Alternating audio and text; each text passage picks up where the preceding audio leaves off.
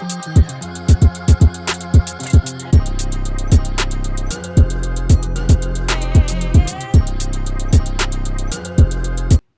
you hit record? Yes, I did. Duh. Y'all had a good week. Y'all had a good week. We did have a good week. That's good. I'm proud to hear it.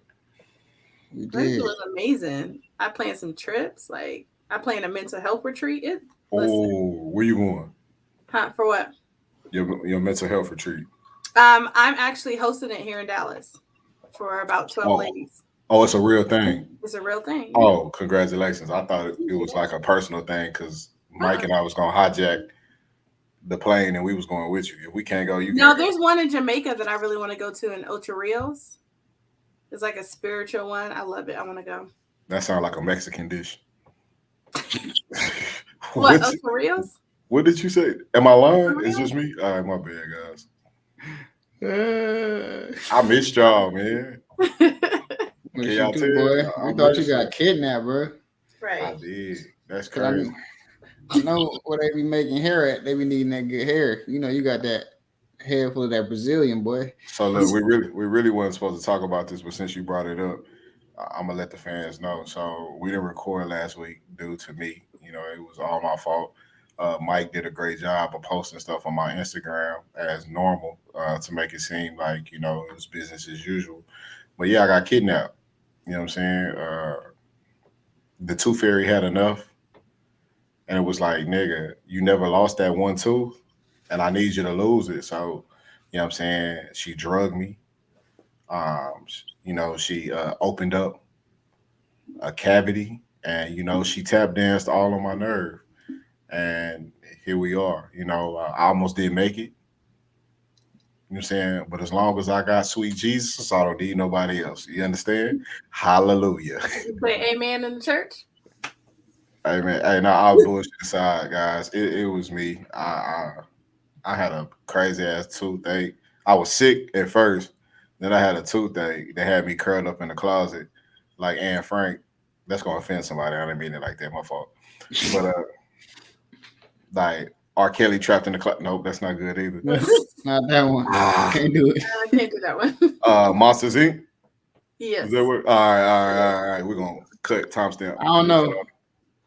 Kids. I can't do Monsters Inc. either. Yes, grown people in the closet. Them monsters was grown. I was in the closet. Kids' rooms and shit. Like I was curled up in the closet like a woman's clothes when the niggas just pop up on her. She tried to hurry up and spot clean. She thought her shit in her closet. So don't go in there. It's a little messy. I was in the closet like that. Is that better? That's better. I don't know. I don't even know what that was. I mean, or you can say. I mean, I would have said something like, you know, when someone get caught cheating and they put somebody in the closet, but yeah. Damn, Shell. Hiding in it. I'm rusty, Shell. My fault. I got to get back in the groove with it. But who's hiding in the closet? That was my R. Kelly reference. In the closet. They don't hide underneath the bed no more. They hide in the closet. That's because everybody got platform beds. It's like riding a bike. I'm coming back, guys. It's coming. He's back. Mike, you had a good week? I did, man. I had a pretty good week. Little bro was in town. Little bro moving to Houston. Hey. So been rocking with him a lot when he in town. So it's been a good week. Been ready for a trip. Okay. Where you going? Hey, mind your business, Shayla. Where you going, Mike? I mean, you threw it out there. Where you going? I'm going west. Wondering minds are wondering. Going west. And they're going to Camp Anawana. I'm going west, goddammit. And I'm going to Vegas and LA. Hey. Okay. Mm-hmm. Don't be out there wearing red and blue. I don't even wear them colors anyways. I might say don't do it. Nope. They gonna catch me slipping. Keep your head straight for they beat your ass. I'm in that bitch like that. I'm sorry, lady, Morgan. That's funny. Sure, I got a question though, Sure. Why every time you take a vacation, you call it a spiritual healing trip? Like you ain't just going because you want to go have fun. Ain't no fucking spiritual healing going on. I take vacations all the time. Correct. It ain't spiritual healing. That's a fact. With or without permission. That's a fact. I got Barbados coming. What? No, I have a cruise in 2 weeks. I got Barbados in May. And then September, I got another cruise. So, yeah. So I got trips.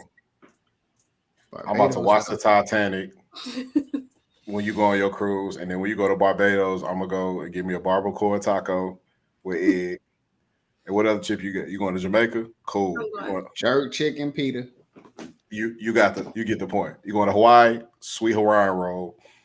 Everything you do. That's how you're feeling? I'm a great value it here while you go out and live your life. It's cool. Don't even worry about it. I'm gonna take plenty of pictures. I bring back some stuff. I'm gonna report your shit to spam. I'm going to the Bahamas. So if y'all want to the Bahamas, so we finna go to the what is that? Razzoos to get a Bahama mama. Get a Bahama mama to drink. Yeah, Betty. What's that? Chili's? Is that Chili's? Is that Chili's? That's crazy. But hey, this is a good time and a good stopping point for us to introduce the podcast. So welcome back to the Malenist Pocast, where we talk about our POV as Black men and women here in the 21st century. Sure. Now, I know y'all wondering what's a melanist. You know what a feminist is? Ha! Well, all right then. Well, then. Yes, sir. I headbutt the microphone, guys. My fault, man. Damn. I'm discombobulated, guys. Pray for me. Well, talking about bobbles and disc and heads, y'all heard about sucking paint? Yo, she was Who off sucked paint? She was off the chain. She was drinking. She was sucking paint like through a straw. Nah, they were at a paint and sip, and some young lady decided that she wanted to give one of the models, because they were male models there, one of the models some head in front of everybody. Just didn't give a fuck. Or she just didn't care. Whole crew there. Talking about go best friend. How much I just want to know if she went, like afterwards, if she got up off her knees, wiped her mouth, went ahead and went back to painting. Was she on her knees though? Huh? Was she on her knees? Was she? I didn't see the video. I'm just my first time hearing about it. That's crazy. I just saw like they got like the shot, like the picture, and bruh standing and is in the head there, and all the girls sitting around the table just watching like it's Sunday dinner in this book. Okay. I mean, were they painting? That class. I don't know. Were they painting? Did they start painting her ass? It's like by the mouth reason it's all blurry and shit. No. I wonder if this was a private event though. If this was like.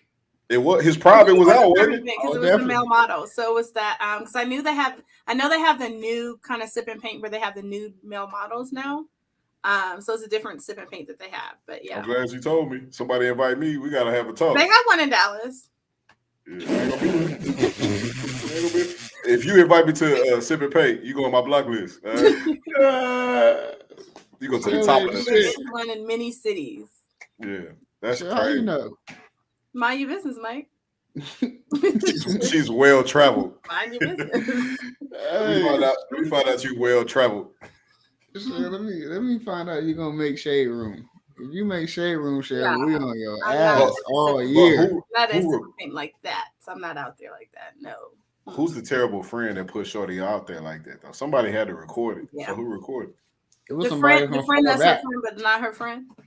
Is the enemy the one that hates off of her? Probably. That's what I'm saying. Was this a private event though, or was it like a bunch of girls, just a bunch of people just there? It might have been a private event, but it definitely was a private event. But was there just all types of women there that didn't even know each other? Was it just something you just registered for, paid to get into, and bam, you there? Because it could have been some. How paint and sip is. It's like you register, you get for a class, and then you go with a whole bunch of like different people there that you may not know, or you run out a private event. So it may have been a private event, like a birthday event or something with her friends. Mm-hmm. Either way, Shorty was dead wrong for that. That's a fact. Either way. That's something you do in private. Go to the bathroom, do what you got to do, but nah. She was wrong. That's crazy to me. What? Shit, she could have went to the bathroom. There's other places that she could have went. But what's crazy is we not talking about the victim here. And that's my man that just showed up to work to do his damn job and oppose. And he just got sexually assaulted. We laughing because it's a man. Now, if it was a woman and a whole group of men just went there and started licking pussy, then what was y'all gonna say? Oh, look at this. He was probably This is great culture. We can't say that. We can't say You that. say He was standing there. How you know he wasn't out of fear? How you know he wasn't shocked because and out of fear? There was other male models there. So if he was out of fear, he should have called his homies. There was other male models there. Are you victim blaming? Male models. Are you victim blaming? Am I victim blaming? I will not sit here and allow you to blame this victim for getting some head. He didn't know what to do. I'm not blaming him. I'm just saying he could possibly be a willing. Oh, no, we need you right here. We need you right here, you victim blamer. You. No victim blaming here. He could have gave consent. That's all I'm saying. You don't know. That man, so it could have went two ways. He could have went home and cried, and and thought about like ending his life because he was taken advantage of. On the flip side, Hayden went home happy as hell. His old lady like, why you so happy? You hate your job. You hate doing this. Man, you got this smile on your face. And while she's scrolling and him telling her nothing happened at work, what pop up? He getting a blowjob. The whole world sees. She gets fired. She leaves him. He spirals. He goes on a killing spree. He finds a young lady that actually gave him head. You have a whole story. He probably old lady.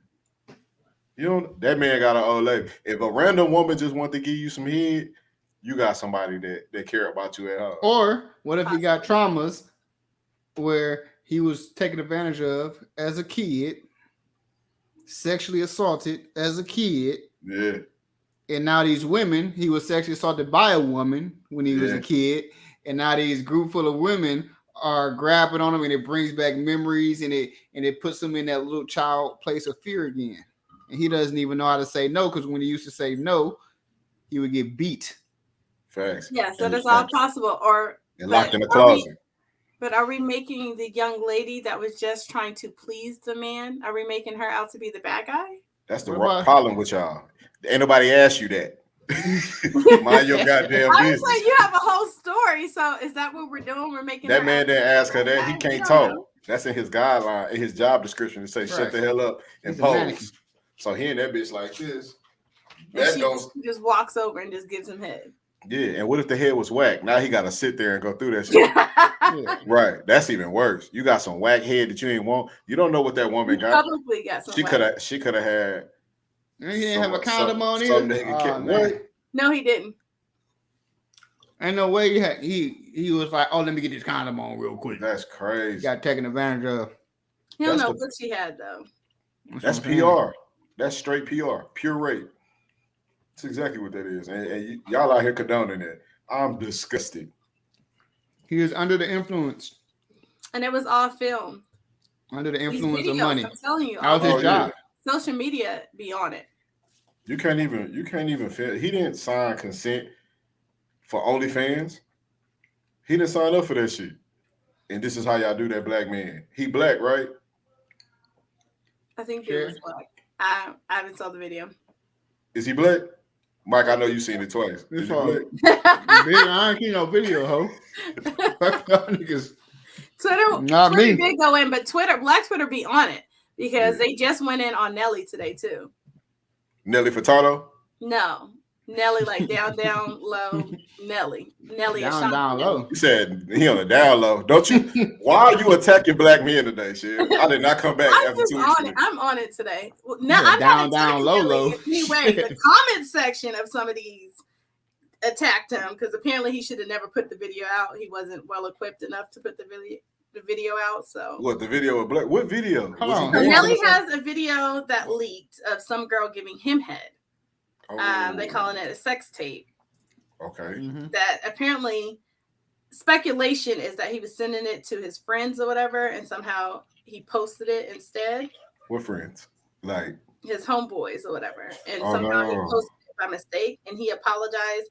He apologized, saying that I'm sorry about that. It wasn't meant to be seen. Apologies to the young lady and her family. Apparently, it's not meant to be seen because they are calling him like Mr. Shrimp. So That's what I was wondering earlier when you said they said he wasn't well equipped. I was trying to get to what you meant by that. Yeah, I didn't know. They called him Little Shrimp. They said he should never put it out. It's little and fat. There's all types of comments that are out there about Nelly right now. Oh no. He wasn't They ready. saying this is why Shanti left you.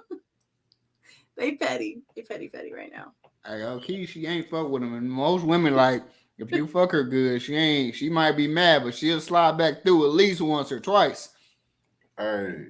She don't even He didn't even want to hug him. Hey, you saw him with the hug. He like, she didn't even want to hug him. Get your little dick ass on, nigga. Fuck on. Hey. That's kind. Hey, what if my boy didn't know that he wasn't well endowed? What if this some is people first are time he saying that found he's that out? average, but yeah. I mean, average is 5 to 7 inches, so possibly. That's not average. Well, all right. That is average. Okay. Statistically speaking, that's average. I mean, 5 you would know better. You would know better than me. I mean, I've done a lot in my life, so researching that. Whoa. Not like that. Little freak ass. Not like that. I'm just saying. What the fuck happened while I was gone? Y'all motherfuckers is crazy. We out here talking about Nelly. You call my nigga a shrimp. I thought you call him a shrimp because he wear like shrimp earrings, or you know what I'm saying? Like he got in a fight and somebody threw some shrimp pasta. Like I wasn't. Michelle was coming to be soft with the cute little rose on her head. And she, I am. I didn't. She on 10. She been attacking black men since she been on here today. Who hurt? No, y'all trying to make black men look like they were the victim. You don't know. How you know Nelly? How you know Nelly wasn't forced to leak that video by a woman that took advantage of him because he was inebriated? Because you can't accidentally post. Apologize. You can't. Next, Who don't apologize? Nelly apologized. Yeah, but real quick too. Victims apologize all the time when you victim blame Publicly like that. Yeah. Nobody victim blamed him. I'm just saying that why didn't they just wondered why he released it? How did it end up on Instagram though? He didn't have to apologize. He chose to apologize. I feel like somebody made him though. I feel like that was like a marketing PR or something. Was like, hey, you need your agent. Like, hey, you need to go apologize and scare them. Like, hey, you might lose some endorsements or lose this over this. Like, I'm telling you, like, a really good one. She get real. She get real, man. When videos leak. Hey, you know what's crazy? You know what's crazy? I just now thought about it, but you know I'm a huge battle rap fanatic. So Hitman Holla had pulled some shit like this. Y'all know who that is? Hitman Holla on Wildin' Up. When he getting in some head or fucking? He was fucking his old lady. Yeah. I'm talking crazy vulgar today. I'm sorry. He was having sex with his woman. Man, you know how you talk. He was fucking his old lady. Yeah, they not supposed to know I'm a nigga behind. You know what I'm saying? I'll be Now on my they know. kids. I am chivalrous. They know. You know Black History Month, nigga. Wasn't nothing chivalrous about what I just said. My bad. But if he go get the towel, then you know that's chivalrous. That's not hot towel. You know, bring it back. But yeah, Hitman Holla had just pulled some shit like this, where his close friends, you know, he posted some videos of him and his old lady going at it. You know what I'm saying? And the women was going crazy. I didn't ever see it, but I heard him talking about it. I'm take the word for it.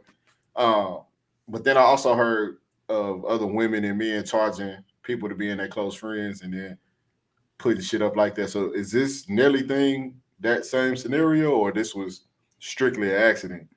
I think it was strictly an accident. Yeah. I'm gonna assume that. I don't think you apologizing for like some shit you did in the past. You know, this king of the tip drill. Like, come on now. We already know. You know. Hey, we know Nelly come with the censor shit, tip drill and all that, but like that's why I'm like, why are we apologizing? That's why I said somebody had to tell him, like, hey man, this is gonna hurt some endorsements or something somewhere. Do you know he be in country music and shit now? You know, right. it ain't like he hip hop no more. Like Nelly ain't really hip hop no more. He just legendary because of country grammar. He ain't really hip hop no more. He been popping country for over a decade now. Don't nobody listen to a Nelly rap. God, I just want to so bad, but I just feel bad, so I won't. What? You want to what? Comment so bad. Oh, what? When you say like his songs and stuff like that, I just my bad, my head. I did like mama. Yeah. What's happening now? I'm going down. So, all right. That's a hood song. Mm-hmm. That's on some hood. I'm going down, baby. Yo Street in the Range Rover. baby. Ready to let it go. I'm just saying. Shimmy, Cocoa Pup.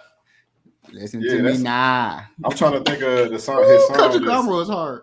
It was. It did. He had put it in such a way that it was obtainable. Like people was able to listen to it and not really know what he was talking about. That's why I rock him. But I only like his older music because we was kids. I didn't know. I think found adults out. Probably knew.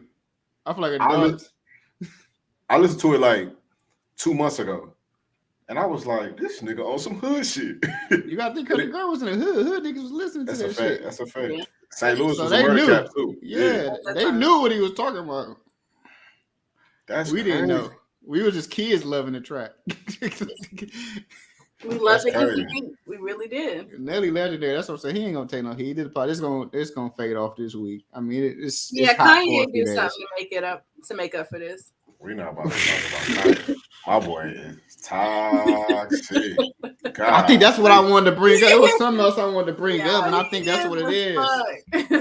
I saw somebody comment on this, which it was fucked up, but kind of real in the same way. I agree, but didn't agree, and I want to see what y'all think. But like when it came out that I guess he is having issues with, Kim and how she handled Northwest, like letting her have a TikTok and all this shit like that, and just everything he's going through with the situation on him trying to keep the kid, whatever Kanye talking about, and some of it may be true, but a woman commented under, I think it was Shade Room that had posted it. And she commented under, this is the same Kanye that used to rap about this to Kanye. She's like, I was protecting the Kanye that was for the culture that rapped about. Didn't you rap? No, she said, didn't you rap about these same situations on your first album as a college dropout? Mm-hmm. He said, didn't you rap about these same registration, ain't it? It's one of those. We can look it up and confirm it. Yeah. But basically, back when you was for the culture, these are things you used to rap about on, basically dating white women, and basically she's like, basically we're tired, black women are tired. Like, shut up. We can't protect you no more. Shut up. Show your ass up. I am Shivery ain't show up today. Shut your ass up. I'm like, share what you think. I want to just from a woman's standpoint on this and how much you agree. Because really, I want to know if this is really how you'll be feeling sometimes on this situation. On like when a black man gets tired of. I think the thing is that when he got with Kim or when he used her as his mule or whatever they want to say, it was the fact that he just disregarded. He was disrespectful to a black woman. Like he slandered the shit out of Amber Rose. For no reason. No, he had a reason. What is you talking about? He didn't have a reason. I don't typically disagree with you, but go ahead. Waffle, go ahead. Hold on, I don't really feel like he had a reason. She said some slick stuff. They went back and forth, but his mom died. She left him at the most vulnerable place possible, and that has a lot to do with what we talked about the last time. Like, you don't necessarily have to give me the words that I need in a time of despair, but just being there is an effort. He went through something that he never expected, and we all know Kanye is emotionally sensitive, right? So for her whole career to be built off of being attached to Kanye, the least you could do is not right after his mom died just be like, all right, fam, I'm gone. You know what I'm saying? And publicly speak about what's going on. Like, that's some shit that you just write off. Like, okay, that's my point behind that. So when else is he talking about black women? But here's my thing: Kanye is toxic as fuck. No, that's a fact. I agree.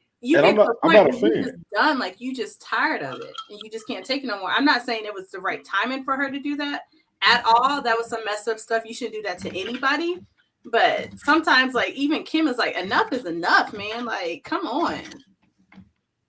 It's him. He needs to fix him at this point. Like, no one can save Kanye. Kanye got to save himself. So many people have tried to save him. There's people that's dropping off his label. There's people that no longer want to do music because of him. Like, at some point, you got to stand up for yourself, and you got to recognize that it's you. It's not other people. You can be this big genius and all that everyone's saying. And yes, that's great for you, billionaire. Like, Wonderful stuff. Great. But you're toxic as fuck. You know the difference between Kanye West and anybody else that has a severe mental disability to where they receive government assistance and stuff like that? What? He's musically Rich. inclined. No, that's what got him rich. He's a genius. It's a lot of kids on the Yeah. spectrum, but they can't monetize the gift that they have. A lot of things that they do, they're great painters, but they're not put in the limelight. He so happened to pick a profession to where he's put into the limelight. That's the problem. He's not equipped, since that's the word of the night, equipped to handle these type of things. Like a camera doesn't need to be in front of him, and a lot of people have used him for his genius to be successful and grow in their careers and left them out to dry. I am the biggest Kanye West hater. I do not like Kanye West at all. But as a black man who has family members and have been in the profession of mental health, you know, it's easy for me to notice. He's not take music, even fashion, take that out because I don't think he's a genius fashion wise. But marketing and music, he's part of the 1%. It's less than 1% of people that actually see sound. Like sound is like this video we're looking at to him. He can close his eyes and it paints a picture. That's one of maybe 5 people in the world's history that's been capable of doing that. But if you take that out the way, what does he do at a high level? He's not a highly functioning adult. You can tell if you remove that out the way that he's struggling. Yeah. And he speaks out about it, and you catch genius in pieces, but he can't string those things together. So why Kim Kardashian should have never married Kanye West? Like, never. That's a move. They took advantage of him. Like, yeah, and had all those kids. Right. All those kids. She knew what she was doing. Yeah, they knew what they were doing. It was a business move. Yeah. So, yeah, I hate Kanye, but not hate him as a person. Like, I don't like his actions, but we it's some people that you just write off. Like, all right, we didn't do DMX like that. You know what I'm saying? Like, we rock with DMX. DMX was out here tripping, but because we knew he was troubled, we gave him the benefit of the doubt. But Kanye, he also took help too. Kanye wasn't taking help. Yeah, they was offering something that he know, opioids. He was addicted. That's when he was real life tripping. They gave him help in the form of a pill, which we know how they do us as black individuals. Right. They give us a pill and tell us going about our business. We're dependent on this pill, and it literally changes who we are. Like, you gotta pick and choose. Like, am I able to be creatively? Like, he couldn't even be creative and provide for himself when he takes it. So he has to like flirt with the fine line of sanity and insanity to be creative. When Kanye's in his right mind, his shit sucks. It's like Mary J. Blige and Keisha Cole being in healthy relationships. Their music is ass. Straight butt cheeks. When they depressed and they hate a nigga, we get flames. Die-line, and die-line. You feel me? So, I didn't want to go on a tangent about that. That's my fault, but I don't like, because he's a black man, I feel like I have to say something. If he was a white man, I wouldn't say shit, with all due respect. But that's just not my lane. But as a black man, like, that's mental health right in front of your face, and that's all we preach and talk about. But why don't we have that sympathy for him? Because he's a billionaire? He still need help. Obviously, the money isn't enough to help him. So it's the people that surrounded him too. He needs better people around him. That's how you're gonna get that help. I mean, that's this. When has Kanye actually done something to? And this is the question, because I may not know. I'm actually asking the question. When has he actually done something to us? Who is us? As a like culture? Black people. Yeah, black people. Like, when has he dogged a black woman? But that's his political views, though. That's a whole different thing. That's his political views. Because wasn't he having a debate with Tiana Taylor on her music and the rights and things like that? Didn't he have the same thing with some other artists as well? Yeah, I was gonna say I got a list of shit. Or the Big Sean. Yeah, he had the Big Sean thing. He got the Tiana Taylor, as you said. I think it was a little different about her career, yeah. Right, and then what was Tiana Taylor? I know So about Big Sean and them stuff about the money thing. yeah, but the Tiana Taylor thing was, if you remember, she came out. He came out with all these albums on the Good Music label that was supposed to drop at a certain time, and Tiana Taylor's came and it didn't drop. Well, it was a dispute. All the songs that Tiana Taylor liked and wanted to put out, Kanye was like, nah. And then he put her shit out, all of them albums out, and they all were kind of whack except Pusha P, right? Yeah. Pusha P. Pusha P was the one. Yeah. Is it Pusha T? I said Pusha P. Pusha T. Yeah, Pusha P. These kids that corrupted my mind. Yeah. But to the comment that you made, Mike, about the Donald Trump, you said, that's political. It's not when you're honing in on the culture, our culture, with the gospel thing that you were doing. And this man, Donald Trump, was blatantly being disrespectful to us, about the things that he put out, the hate speeches that he gave, and how he treated us.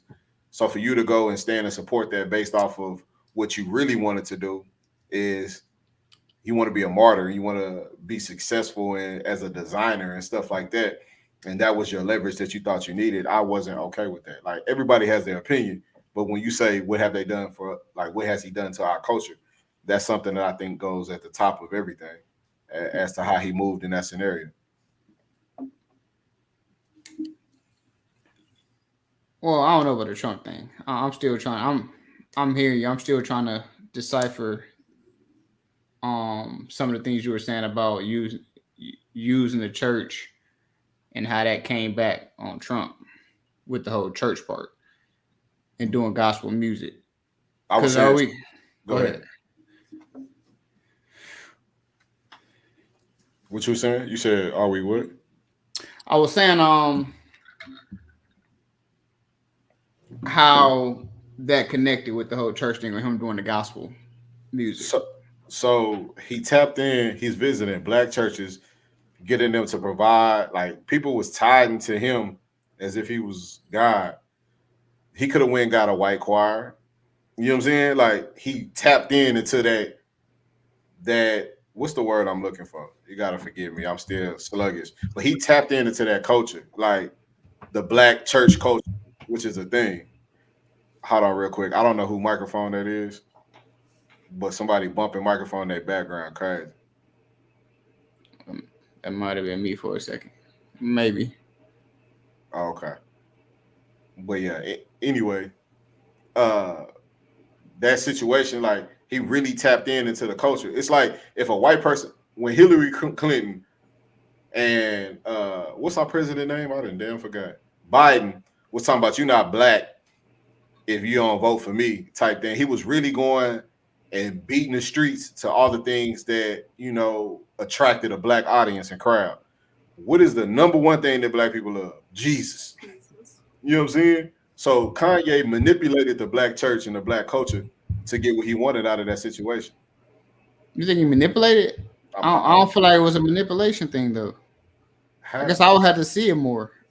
Because this isn't the first time we used the church. Jesus Walks. The very first track that went hot was using the church. Yeah, Jesus. I feel like it's something he's been done. Like almost like a cult following with that. Yeah, he started Sunday service, Mike. That's a big difference. But we're assuming that it was a negative thing, as opposed to just his musical genius wanting to do that. Or something to hit him. I don't know. I'm just saying, like, I don't know. I'm not quick to judge this situation. I don't think that was a coincidence, Mike. Yeah, it was for a long. It was for a long period of time. It was for a long period of time. Kanye is about Kanye. Like, at the end of the day, and it is what it is. Like, I don't want us to spend all our time on Kanye and Trump. And I guess that's something that we can actually sit down and have a breakdown. That could be an episode. Have a breakdown about how we feel about Kanye and the things that he's done, positive as well as negative for the culture. Because I do think there are some positive that he's done in his recklessness, but it's a lot of negative as of recent. And, our culture is, what have you done for me lately? And it ain't been nothing positive. You know what I'm saying? So, put that on notes. I forgot how we even got to Kanye. To keep it a stack. Oh, first person to get to pick who got to take a shot. How do we get off topic? What was we talking about? Nelly. We talked about Nelly, and then it went into something about black women Mike said that black women. Oh, I brought up that. Had Yeah. to. Yeah. No, I brought up under You the brought picture. up the comment. That one. But somehow we got to that picture though. I can't remember how we got to that. Okay, picture. nobody taking a shot. I'm moving because I don't remember at all. Let me let me skedaddle. But no, back. So spinning off of the Nelly thing, like I was telling you, Michelle, that you know, a woman caused him to do that, and it's just sad that he was pressured into doing something that he really just didn't want to do, and that be the problem. Cause him to do what? Film it or to release the film? To release the film, I think a woman Nah, held him hostage. No, I think he was trying to send it to his homeboys, and he accidentally posted it.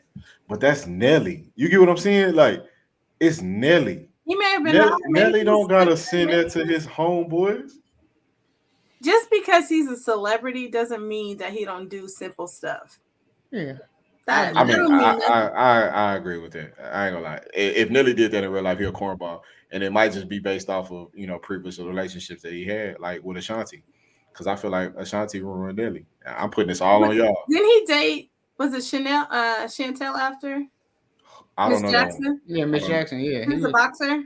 She was dating Floyd, but they was together. I guess he was dating Floyd, but then she started dating Nelly. I don't know when they broke up. That's who you gotta blame. They little breakups be quiet because I don't know. They were together for the longest. They're on and off like all the time. I know. I feel like there's a reason they was together. So it's not Ashanti's fault because Ashanti was before that, and then. So right, Ashanti broke him. Yeah, she broke him. That's what he's saying. She broke him. And that's why. No, that's why he was with Chantel longer. That don't mean that was a rebound. Well, they played that for some years. Why do you think he always trying to talk to Ashanti? I'd be mad as hell if I lost Ashanti too. You see her? Shit. She is beautiful. Hey, pause. Y'all don't hear that? No. Then that's you then, Shell. If you don't hear it. I don't hear anything. I don't hear it though. It's like a poop, poop, poop. It's gone now. I don't hear it now. Anyway, well. Do you hear it now? Nope. Sure you don't hear anything. It's paranormal activity. I was like, it's Mike. Oh, he just put the pop down? Yeah. Every time I don't know if your knee is hitting the table or what. Why only you can hear it though? Let me see. You hear this? Cause Shell don't got no damn headphones on. Yeah, I don't. Sorry. Oh, Shell, you fucking up. I have headphones though. It's a lot better now. All right, cool. But yeah, Mike. Stop fucking it, Mike. Yeah, he curled up under that little bitty ass table, knees at his damn chin. Man, I might have been. I was tapping the floor with y'all. You got a 7 cents. What is it? 6? How many cents do we got? Six, right? So you got a 7. We already got 6. Right? No, we not finna speed past the fact. You trying to make a joke and you gotta ask for help. You can't on the phone. I do not mind asking. Hold on. we got 6 senses, right? Grow up, nigga. That's crazy. I was with you on it too, Mike. I was really trying to help you. I was you help him. But I felt like I was wrong. Like, hold on. I was like, it's gonna fuck it up if it's wrong anyway. So I said, I might as well ask. Mike, I need you to check yourself before you wreck us, all right? Bro. Because you was killing us. But no, speaking of checking yourself before you wreck us, Mike, we had a conversation on the phone a few weeks ago before, I got kidnapped, thrown in the closet. No, we was in person. We was in person, right? My mind gone, bro. I'm losing my superpower. I'm losing it, dude. Hey guys, I'm sorry. It's gonna get better. I promise you. Maybe not today, but it's gonna get better. All right? But no, we was having a conversation and tie everybody in as to what we was talking about because I thought it was beautiful how you put it together, and it was something that we felt like was mandatory for the podcast this week. Man, we did a lot of talking today, and hopefully, some of it kind of slipped my mind because like it was fresh then, and since we took that week off, it didn't die down in my head. But I do know one of the biggest things we were talking about was, your spouse taking their past trauma out on you and how that can affect us in the long run. How that shit just trickles down. So right. I think maybe the week before we had talked a little bit on the podcast, just about, or one of those episodes, just about half of the deal, or I might have brought it up, just half of the deal with other people's hurt. Having to deal with the shit that came out of your old relationship. and those red flags and things like that you just kind of think of, like, oh, this shit looks familiar because my ex did it this way, that he's automatically doing it this way. Where there's so many different ways that scenario can be played, you're automatically going to the negative thing, and instead of dealing with that shit yourself for a minute, or going to talk to a friend, verifying that you ain't just tripping. Something I've gotten really better at later. It's like before I trip or before I make a decision, I go to my friend and say, what do you think about this, man? And sometimes I find out it's me and I'm just tripping. So now I don't take this shit to you. We good now. But a lot of times people don't do that thing. They're impulsive with their emotions. And you get to tripping and just taking shit out that has nothing to do with this new relationship, and how that just kills a relationship in the long run. Right. So, hey, Shell, I hate to put you on spot, right? All right. But you're the only woman here. Okay. So, based off of what Mike said, what is your response to that? It's so different now. Okay, so because I still do things like that. For example, I went on a date and what? I go on those things sometimes. Okay, go ahead. My fault. And we were talking, and we were sitting at a certain table, and the gentleman was like, no, I don't want to sit here. I want to sit at this table. And I was like, oh, you frequent here a lot? Yes. He said he frequent there a lot. My mind automatically jumped to, oh, so you bring all of your friends here. I remember this story. I do too. Yeah. So, and there's little things after this that I've done too, but I was checked immediately, but it wasn't like a really like hard check. Like it wasn't a disrespectful check. It was one of those, well, instead of you assuming, because he saw my face, he was like, what are you thinking? I was like, oh, nothing. Just, that the menu. Like I just made up something. And he was like, what are you really thinking? And so then I told him. And then he was like, okay, so ask me why I come here a lot. And so we had that conversation. So it was really easy. Like he just knew how to kind of take that conversation, and it was kind of easy with it. But I definitely assumed. And sometimes it's not about bringing your past trauma, because that definitely was one of those red flags in my mind. But it wasn't because of something that happened in the past. It was just because how the situation was set up.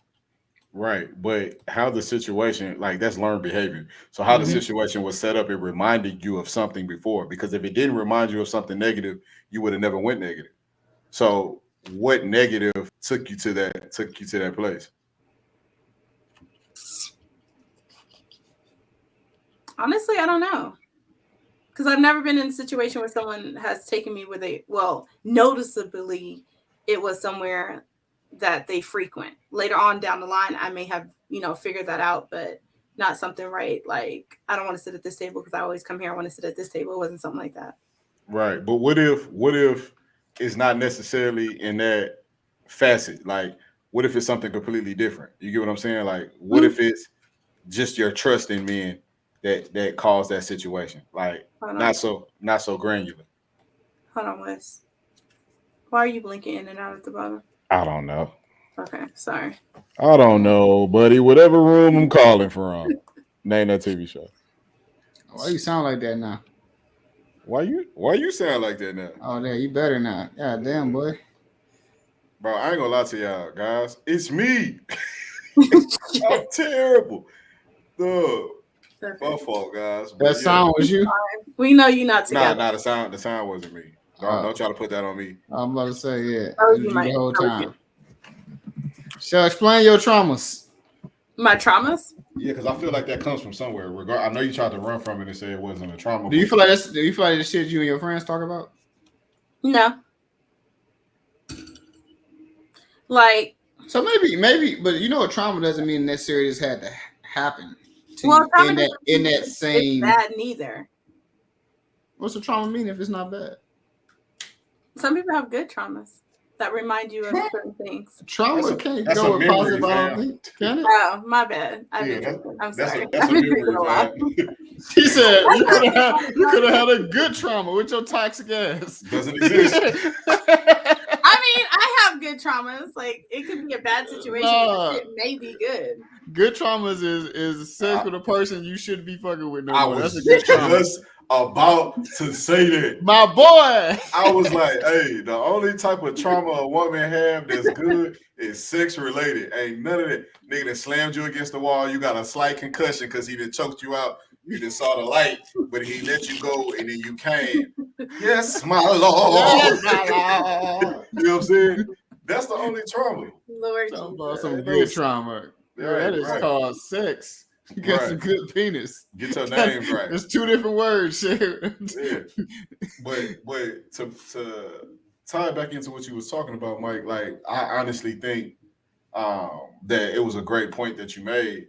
And I'm curious, and I hate that we always put Shell on spot. So for all our listeners, like we want to, our female listeners and female audience, like we want to get y'all's opinion on that. Like, do you think that you actually sit down before you jump into another relationship and talk about all the negative that you've done, like all your toxic traits, and you write them down, or do you kind of blame the person that who you were dealing with during that last relationship? Are you putting them at fault for your relationship and just carrying it over to the new relationship or the new dating experiences with the same type of toxic traits that you have? And I think that, go ahead. I feel like it depends on how long you were in a relationship with that person too. If I was in a short-term relationship, I'm not really looking at the negative. I'm just like, okay, maybe it just didn't work out because the situation, like it was short-term. And what I mean by short-term, like maybe a month or two. That's short-term. No relationship then. That was dating. For some people, that's a relationship. For a month? Technically, people know within like 2 or 3 weeks if they're going to want to be in a relationship with somebody. You're not waiting 2 or 3 months to know if you want to be in a relationship with somebody. Who did 2 to 3 weeks? Typically, that's what people do. Hold on, I gotta. Where did I hear that? I heard that today. Hold on. Let me just put myself. Was I on a TikTok? I think so. 2 to 3 weeks for you? If I know I want to be in a relationship with somebody? Yeah. Yeah. I could tell after the first interaction if I want to be in a relationship. Now, if I feel like you're ready and I'm ready to be in a relationship with you, that time's gonna tell. But I'm only dating. My purpose in dating is for marriage. So if I was to randomly get back in the market and start dating, it would be in hopes to find somebody that I eventually marry. But I would know off rip. Now, their growth during that process will determine yay or nay, like if this continues or not. But just like how we say women know right off bat if they want to have sex with a man, like all we do is talk ourselves out of it. You know what I'm saying? Like if we don't, it's because we talked ourselves out of it or we done. Same thing with relationships to me. But I'm also a relationship person, so I might not be the person to ask. What about you, Mike? 2 to 3 weeks? But that nigga need years. You look like that scared the shit out of you. 2 to 3 weeks? Oh like, my damn. God. I think I got traumas from like young relationships. You must have. So how long? No, I want to know your time frame. I can't do 2 to 3 weeks. 2 to 3 weeks. I'm probably still dating. I don't know about y'all. I'm dating around still in that first 30 days. Like, don't say dating. You fucking, nigga. You ain't dating. You fucking. Some of you fuck. Some of you don't. I thought some. You know, but I'm talking about you because you don't use the word dating. You hate that word. That's why I'm like, y'all teaching me dating. Use the word date. Yeah. Well, we was talking about that. That's a whole nother comment. That's gonna give me sidetrack. Somebody write that down. That's that word. The meaning of dating. Put that in the comments. Dating, yeah. But 2 to 3 weeks to know if I want to date you. 2 to 3 weeks, I know I want to keep you around. Okay. So you have a 30-day. Tell me about this 30-day that you just brought up, though, because I want to know about that. See, me, I don't like to jump right into things. I feel like I was kind of like Ro early on, and maybe our experiences may have been different, and they probably were because me and obviously Ro 2 different people. We got a lot of things in common, but we also obviously y'all know you ain't gonna agree with everything that I say or do. So you also know we're very different in that way as well, which what makes this show very interesting, guys. But 2 to 3 weeks, yeah. Hey, my boy is not feeling that. Hey, not I that, heard man. it from a man. Like I feel like I used to like really be in a relationship. I used to be really, but I feel like I was like by having grandparents and being around older people all my life. I didn't have brothers or a lot of siblings just around, or even a lot of cousins that was my age. Most of my cousins shit are even younger than me. So it's like I was around old people. So I feel like early on I was all about this. I stayed in a relationship all of high school. I got a high school sweetheart from freshman year to midway through my senior year was with a girl, and that ended. Uh, and just other just shit. I mean, 2 or 3 weeks. I just don't think so. Because I feel like if I get in a relationship, when I get in a relationship with you, I don't want it to be wasted. Plus other thoughts I have about the whole relationship process. But just for the simple part of it, I don't want to take myself off the market too early, spoil any other relationships I may have had, just trying to make this relationship work, and then it don't go well. Like, you see what I'm saying? I ain't gonna go too deep into that, but it just don't go well. Like, y'all know how we are. We go in and out of relationship these days. It just don't go well. Now you've ruined some other relationships that were probably really good. Cause me, I'm a loyal person. A lot of times if I get into a relationship, I honestly am gonna cut off other things. Right. I'm my boy Roy will tell you that. I've had conversations with him. Anybody that's my friend will tell you that I am a very loyal person. I don't have to know you too long to peep something about you that I that's why I'm gonna fuck with you anyway, because I like something about you, and I'm gonna keep you as a friend or girlfriend or whatever. But I'm a loyal person. Once I get with you, nothing else matters. That don't mean I'm gonna cut off just communication, but I'm not going to I'm gonna have boundaries there. Right. But the boundaries that I feel like you have, and it's not to go too deep, because everything that you're saying, I agree with. I think it's a phase that we all go through. There's no time frame on it. Like, there's not to say you're supposed to go through this at between 18 and 23. You get what I'm saying?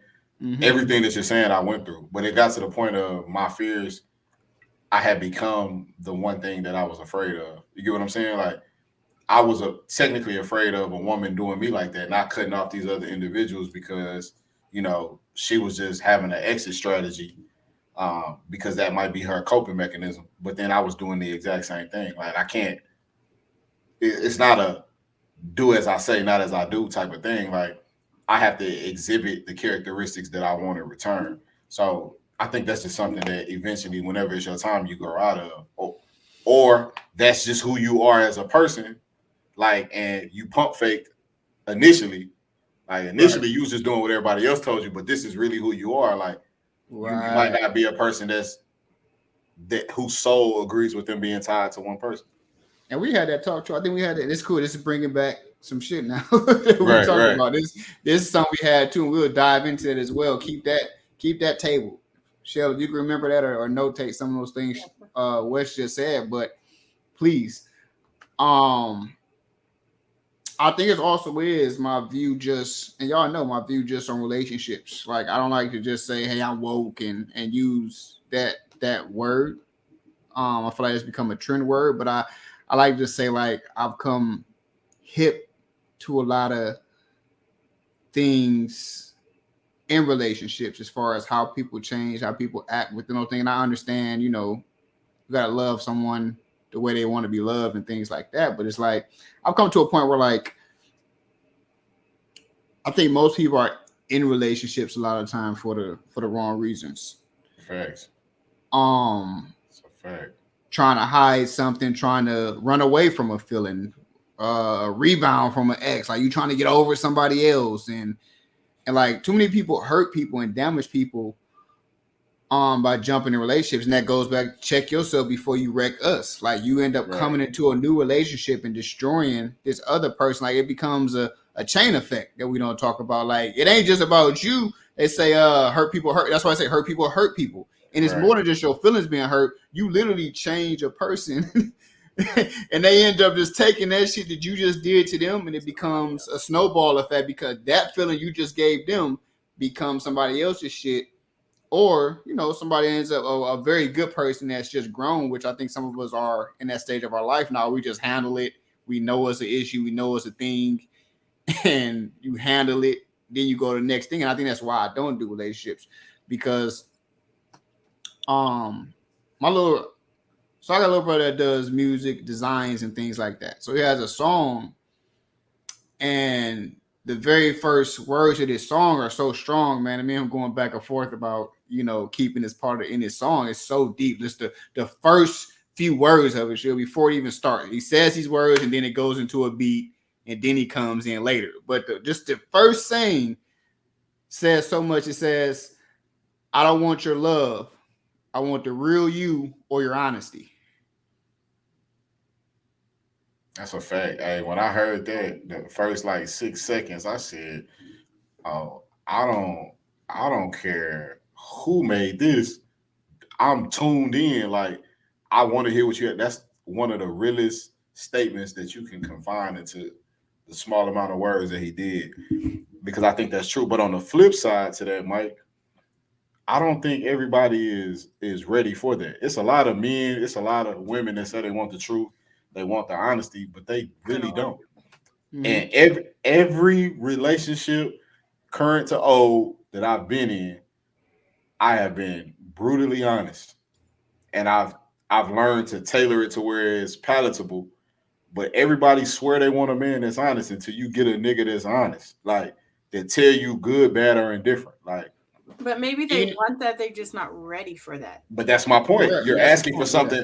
something. You're asking for something that you're not ready for. Like, you haven't even had this before, so you don't even know how to appreciate one, but also how to digest it. Like, it's like a motherfucker that say they want $1 million, but don't even think about the negative that comes with $1 million, or the different obstacles that they have to overcome. You get what I'm saying? Like, so that's the same thing. Oh, you're right. That's the same thing in asking for, oh, we want a man to be honest, or we want a woman to be honest, because then vice versa. Hey, I asked for a woman to be honest, and I got some shit I wasn't ready for. You feel me? Like, so it goes both ways. and that's a strong point, because that goes back to literally how y'all passed that over to me, the 2 to 3 week thing. Do you think, based on your statement, bro, just that alone kind of, in a way, says what I'm saying? Because, like, how many people you going to come across that's truly ready for that? And the reason I say is, like, I got to a point where, like, and maybe it's just working with me, I don't know, but I think other people should try it out, because I think there is true value in that waiting time. Because I give you an example. So, a few people that I have waited were like, we didn't rush into that. That's why I said don't say it. We didn't rush in. There's 2 people like that, right? That I had, one in the very past and one of recent, right? Mm-hmm. Where I've had, I check myself. Like, so I've already checked myself. Like, anytime I have a feeling, I go to my friends. Not all the time. Every now and then you slip. You're human, right? But for the most part, I table shit. I table my emotions. I go back to my boy. Me and Rodan had a lot of these conversations. I've had conversations with other friends. Like, I check myself first. So I'm gonna check myself and control those emotions. I go to this, and then when this person does those same things, that's why I'm already like, I use the phrase "it's a you" thing a lot. Right. And I don't mean that with disrespect when I say that to the women I deal with, right? I don't mean that. Some people can handle that. That goes back to being brutally honest. I had an argument with ex a few days ago because they checked on me. They saw something, they gave me a call, checked on me, and for some reason they got back into a conversation about what happened then. And their feelings, I'm like, one, that's not why we were even having this phone call. We were having this phone call because of, what you said me, and having a conversation about these things, and how, I understand what, I asked them for some advice, and they gave me some good advice. And I was like, hey, I can feel that. I can feel that more than I can feel that back then. Right. And then somehow me using that back then, Bart came back into having a conversation about back then. I'm like, well, why we get on the phone? Like, that wasn't why I called you or told you to give me a call. I wanted to give you props and tell you I just understand where you're coming from. And back then I saw this situation that way. So they started getting upset again. I was like, well, if you felt that something I just said, made you feel some type of way, then obviously you have some type of, I'm just saying, like, you literally have something that you haven't dealt with. You have a feeling you haven't dealt with. And that's a you thing. Mm-hmm. And that fully pissed them off. That fully pissed them off. The way you phrased it. I think it's the way you phrased it. It could be, but it's just being pure honesty, though. It's how was he supposed to phrase that shit? Like, how was he supposed to? I mean, did you just straight say like it's a you thing? Hold on, shit. I don't know if I'm having an internet issue over here, but both y'all freezing on me real quick. Let me just make sure it's not okay. We back. We Yeah, back. it's you. I wasn't. It's a you thing. It's It's a you thing, Mike. It's doing it again now on me. Dang. Hold on. It's a you thing. Stop touching stuff. Leave it alone. All I'm right. trying to get y'all back to flowing. That's all right. So there you go. There you go. All All right, right, back. perfect. Got back. All right, Chef. Chill, like what? My bad. I'm so sorry. Hey, it's contagious, guys. My fault. Take a shot. Everybody take a shot. We at the hour mark. We're at the hour mark. Take a shot. The whole bottle? Yeah, I'm just gonna take it out of this. Take you a shot. That's crazy. Water now. Hey. Jason. That's funny, dude. That's rough. That shit contagious. Shit was like, what? My bad. She still was frozen. Oh, My what? apologies. I had to. If she didn't blink, bro, I thought my computer. I thought she was I was like, oh, okay, it ain't me. She's stuck. I'm so sorry, guys. Okay. No, don't apologize. Don't apologize. But say that again, Chef. So, did you say, is that exactly how you phrased it? Like, it's a you thing? Was it aggressive? I mean, there's different ways of phrasing that. You could have been like, maybe this is something that you need to deal with. On my end, I don't see that problem. Like, it could have been phrased a little bit different. But sometimes I think when you say stuff, you may come off aggressive. But you don't think that goes back to, like, I think we've had this conversation as well on how sometimes, I don't want to say y'all, but sometimes women. Y'all, I'm gonna say it. I'm with all the smoke. Still, I'm about to say, y'all. You acting like that right now as well. So I was about to say y'all. I'm saying y'all. I can take it blunt and honest. So, Mike, let me give you an out, Mike. Let me give you an out today. No, go ahead, Mike. No, I'm gonna give Mike an out today. You be the peacemaker today, Mike. I'm gonna put it out here. It's y'all, and the reason I say y'all, Mike, stop me when I'm lying. As soon as I lie, say call bullshit. As soon as I lie, God is my witness. I can talk to my friends, male friends. I can call while we playing. They bitches and hoes, X, Y, Z. Boy, I kick your ass. Woo, woo. When it's a serious situation, you still a bitch and you hoe. I kick your ass, X, Y, Z, and in reverse. And every point that I'm trying to make is understood. They're not taking the bitch, hoe, screaming, hollering, the inflection of my voice. If they did, that's the weakness in them as a man. Because if you can talk to me and when we good like this, then I should be able to talk to you like when we bad. Because I shouldn't have to worry about how to phrase things to you when I'm trying to prove a point. Then it becomes about you and not me. So when it comes to women, we joke, play, ha, kiki, talk shit all day. It's fine and dandy. Women, y'all say some foul ass shit to us playing. But as soon as we say something that's factual, like, hey, you might got a drinking problem. You need counseling. Hey, it's a you. Nobody thinks like that but you. It always can't be somebody else. You're the common denominator, so it must be a you thing. Now all hell breaks loose. That's a real life thing when it comes to a man being emotionally intelligent and being able to see the issue and is portraying it to you. Now we supposed to sugarcoat it. But anytime we doing some shit that y'all don't like, we broke, we don't take care of home, we hoes, we drunks, pothead. I'm just saying, like, y'all can say whatever and we supposed to take it. But when it comes to y'all, we joke and play, we talk to y'all any kind of way. If I said the same shit, but I'm going to take you on this trip, here go $1 million, right? Here go $1 million. But I get to talk to you any type of way. Well, not any type of, I ain't going to gas that shit. But I talk to you how we normally talk in a heated argument. If you knew it was $1 million waiting at the end of that conversation, you hearing trying to catch the gems out so you can get to the $1 million. But the fact of the matter is, you don't feel like there's nothing that comes out of this but you having to deal with your demons. Now it's how I said it. But if I said, hey, motherfucker, here go $1 million, you ain't tripping about that. But I say, hey, motherfucker, you got a drinking problem. Oh, now it's me. No, that's a you thing. So you don't think it's certain levels? Like, and when I say that, people hear certain things certain ways, right? Mm-hmm. So if you're saying it's a you thing as a woman that we can't take it when you guys scream at us or are aggressive in words or things like that, yes, I get it. It's a woman thing. But if you know that, then just approach the situation as such. every time can't be like that, Shell. Like, when does it get a point to where, and that be my point, the feelings of a black man is put on the back burner to obtain y'all's. I should be able, especially if it's something I'm bringing up, I should be able to speak freely. We did that shit. No, absolutely. Permission to speak freely. So if you're able, as a woman, Shell, you know, you my friend. I'll fuck with you. I'll die behind you tomorrow. You know, you could come say whatever. Wes, you on bullshit. You know what I'm saying? That shit you did corny. You goofy. That's some hoe ass shit. Woo, woo. What I'm gonna say? You fucking right. Like, I shouldn't have did that shit X, Y, and Z. I don't take it no type of way. I would never address you like that. But I also know that there is an extent I can say the same shit to you. Hey, Shell, you on bullshit. You know what I'm saying? And you take it for what it is. So when you get into a relationship, you not stop me when I'm lying. If a nigga did the exact same shit, you're not trying to hear that shit. What's the difference between me and that nigga? If we're both trying to tell you something, I think it's the way that people put it. Like, I didn't want to hear, like, the example I gave earlier. I didn't want to hear that shit.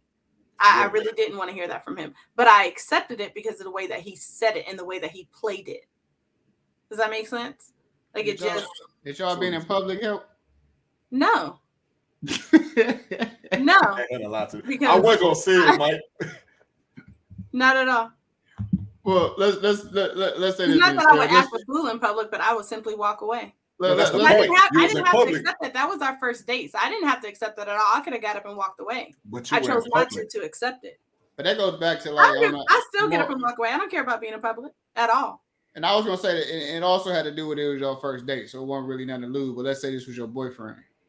I still would have accepted that because of the way how he said it, like how he played it. He wasn't disrespectful. He didn't have to be aggressive, but he definitely still checked me.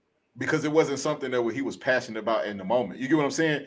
I'm referring to a man bringing up his issues and being passionate in his issues, and he can't present it to you in the manner that he would normally present something positive. So is that kind of conversation that you have early on in the relationship? Like, yo, this is how I feel like as a man, I want to be able to speak to you X, Y, and Z. So, Shell, let's do this. Let's do this. Let's do this, though. No, I hear that, though. Let's do this, though. Let's say he said, I have had a few dates here. This is one of my favorite places. Okay. Then what? I have had a few dates. Okay. Then what? I would have been correct. Okay, cool. Okay. But hold on, cool. Now let's fast forward 6 months. Y'all are dating now. Okay. And y'all get into it. Okay. And now, or y'all having just a bad week or whatever. Whatever. You know how those happen. However those happen. You have a bad week. And he goes to this restaurant without you. I wouldn't feel any type of way. You thought about that. Though. I don't think she would. I think she was going. I knew she was going to say she wasn't going to care. I wouldn't give a fuck. In that scenario, I know what you're trying to do. That's not a Shell question. At all. That's a somebody else question. Enjoy. Like, I wouldn't. Yeah. Well, let's come back to that. But to your point of what your question was, to be Shell, like, I was not yelling. I have no reason to yell. This is a person I'm not kicking in no more. Like, your feelings mean shit to me right now as far as this convo. I mean, as a human, yes, I'm not going to just disrespect you, but like your feelings towards me now mean, really nothing to me. I'm not trying to protect nothing. I'm not trying to heal nothing right now at this point. Okay. So would you say you were right? I yell. I only get mad at people I care for, just so you know. I only get mad at people I give a fuck about. I'm only going to yell or lose my patience if I give a fuck about you. If you're not my lady or somebody, I could be fucking you. If I don't give a fuck about you, I'm not yelling at you. Who cares? Like, phone hung up. I'm stop texting. Like, I won't contact you no more. Like, you mean nothing. Like, you're no more than another IG page to me or something. Like, it does not matter. So no, I was not yelling. There was no tone to this. It literally was how I'm talking to you and just saying it's a you thing. That hurt, Mike. You're forcing somebody to face reality. That's what it is. She wasn't ready to face that reality. Yeah, you good punched her. But there's so many like that though. I'm sure there's so many men like that too. I mean, I can. And I'm not, and that's what me and Ro talked about. That's why, like, I've been working on my not saying women, but we don't date them. So correct. We don't date them. So right, you can only say talk about that on their podcast. We're not talking about it on this one. There's absolutely, I can see that because I have friends who are still going through the healing stages. I have friends that stopped dating because they realized that they were the toxic person in a lot of their relationships, or they realized that they weren't healed. So there's a lot of people, and I'm kind of happy that mental health is like a thing now for people, because they're forcing. And I think a lot of people are like, oh, the divorce rate is so high, or people are not getting married as much as they were getting married back in the day. But I think people are just trying to face their demons first before they fully commit to a relationship. And that's why so many people are not getting married, and they can't face it. There's so many people not able to face it. Not even that, Sharon. Yeah, not even that. I think, and Mike and I touched on this on like a private conversation, so I hope he's okay with me sharing. But I think people, you no, I don't even know what you're about to say. It's cool. You know if I'm not gonna like it. You should. Basically, people are finding out who they really are. They're not taking something that was put on them or they were told to do. They're actually finding who they really are and what they want to do. And it might not be the standard to most. And that's kind of the conversation Mike and I was having. Like, if you are who you are, those are the people I attract. People that are unapologetically them. I hate people that tote the line and act like they're not this individual and this is who they really are. If that's what you want, like you don't agree with marriage, we'll keep her anonymous. We had a conversation with a young lady when we went to Mo Better Brews. She married based off of a business move. Like, she don't view marriage like that. You feel me? Like, I know women don't want kids. I know women. It's a lot of things that I see that it's not the standard, and these are what women want, what men want, and that's fine. So we're going off of these numbers based off of when a total society told us to do something. Marriage might not be the end goal for everybody. You get what I'm saying? As I get older, you know what I'm saying, and I'm a relationship guy, how I view relationships and marriage are changing. Each day, each week, each month, I look at stuff differently based off of circumstances, or different scenarios that I go through, So as long as you and your partner have an understanding, that's all that matters. You get what I'm saying? So marriage doesn't solidify that if you and your partner have an amazing bond, or me and my partner have an amazing bond. I don't give a fuck what it says. Like, we know what it is. I'm making sure she's taken care of. She's making sure I'm taking care of it. One of our untimely demise. You get what I'm saying? Like, there's nothing that us being listed as marriage will change, even with benefits. You get what I'm saying? Like, there's nothing that would change it. So it just blows my mind in that aspect that, we're still comparing, not you, but I'm saying as a totality, Shell, we're still comparing shit to back in the day, because we pick and choose what we decide to compare to. You get what I'm saying? Like, yeah, no, absolutely on that one. And that's why I say I'll say this again, because that was really the point, and how we got this deep into it was we ran off the 2 to 3 week thing. It's like, I found that I look at everything like a business. And Ro noted, I look at everything like a business now, because that's a fact. As I've gotten older, a marriage, and like you said, Shell, and that's probably how you feel now, but I doubt it. That's probably not how you feel like early on in your years. Like, not many people are thinking like that when they're thinking about getting married in their 20s. Some people are. There's a few in there that's just hip. They probably were taught that though. Yeah, they probably had some good examples around them that really understand that. But like, that's how I look at it now. And I look at everything as kind of like a promotion. Shit shouldn't get worse when you get promoted.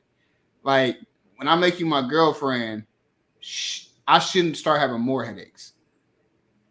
Like, we shouldn't start having more arguments and shit like that. Like, we gonna have some. Yeah. We're not gonna have the same argument, but also shouldn't have more. We shouldn't have more argument to be had when we were. Why not? If you get a promotion, it's like at a job, when you get a promotion, you have more work. You have different type of work.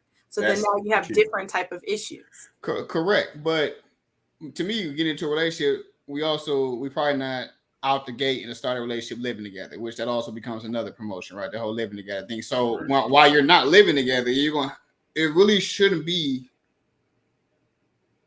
the responsibility really shouldn't change until that part happens. Like, the only thing that really should change. Well, for me, the only thing that changes for me when I get in a relationship and say, hey, your girlfriend, I'm boyfriend, is my full blown commitment to you. Right? That's the one thing that changed. That means I am monogamous now. Unless we agree on something different, but I am monogamous now, and I am in a commitment to you. I mean, I am not dating other women. I'm not talking to other women in a romantic sense. That's the only thing that changes. Our friendship, how we're moving together, all that shit changed beyond when you start getting back and just really thinking about it. And like I said, it made this work for me, but I've noticed when on the past few situations where it's been time in between even going to the relationship side of things, like a full commitment, there's been, 6 months, let's call it 6 months. That shit's so strong because now I've worked out all the kinks. You've taught me how you like to be communicated with. You've taught me how you probably, like to be talked to. I've taught you. I've checked you. You probably checked me, but I've checked you. I've corrected you on multiple situations. And then when you don't have any leverage either, you don't have any leverage, because a lot of people, men do it too. So I ain't gonna say women. You get that relationship, you get that boyfriend, girlfriend title, and it becomes leverage for you. It becomes, this is why you should do it. And this is like, no, you should do these things because. A man thing? That's a man thing? What are you saying? Is it a man thing? The leverage of being in a relationship, like the title gives you, that's a man thing. I'm not saying it's not a man thing.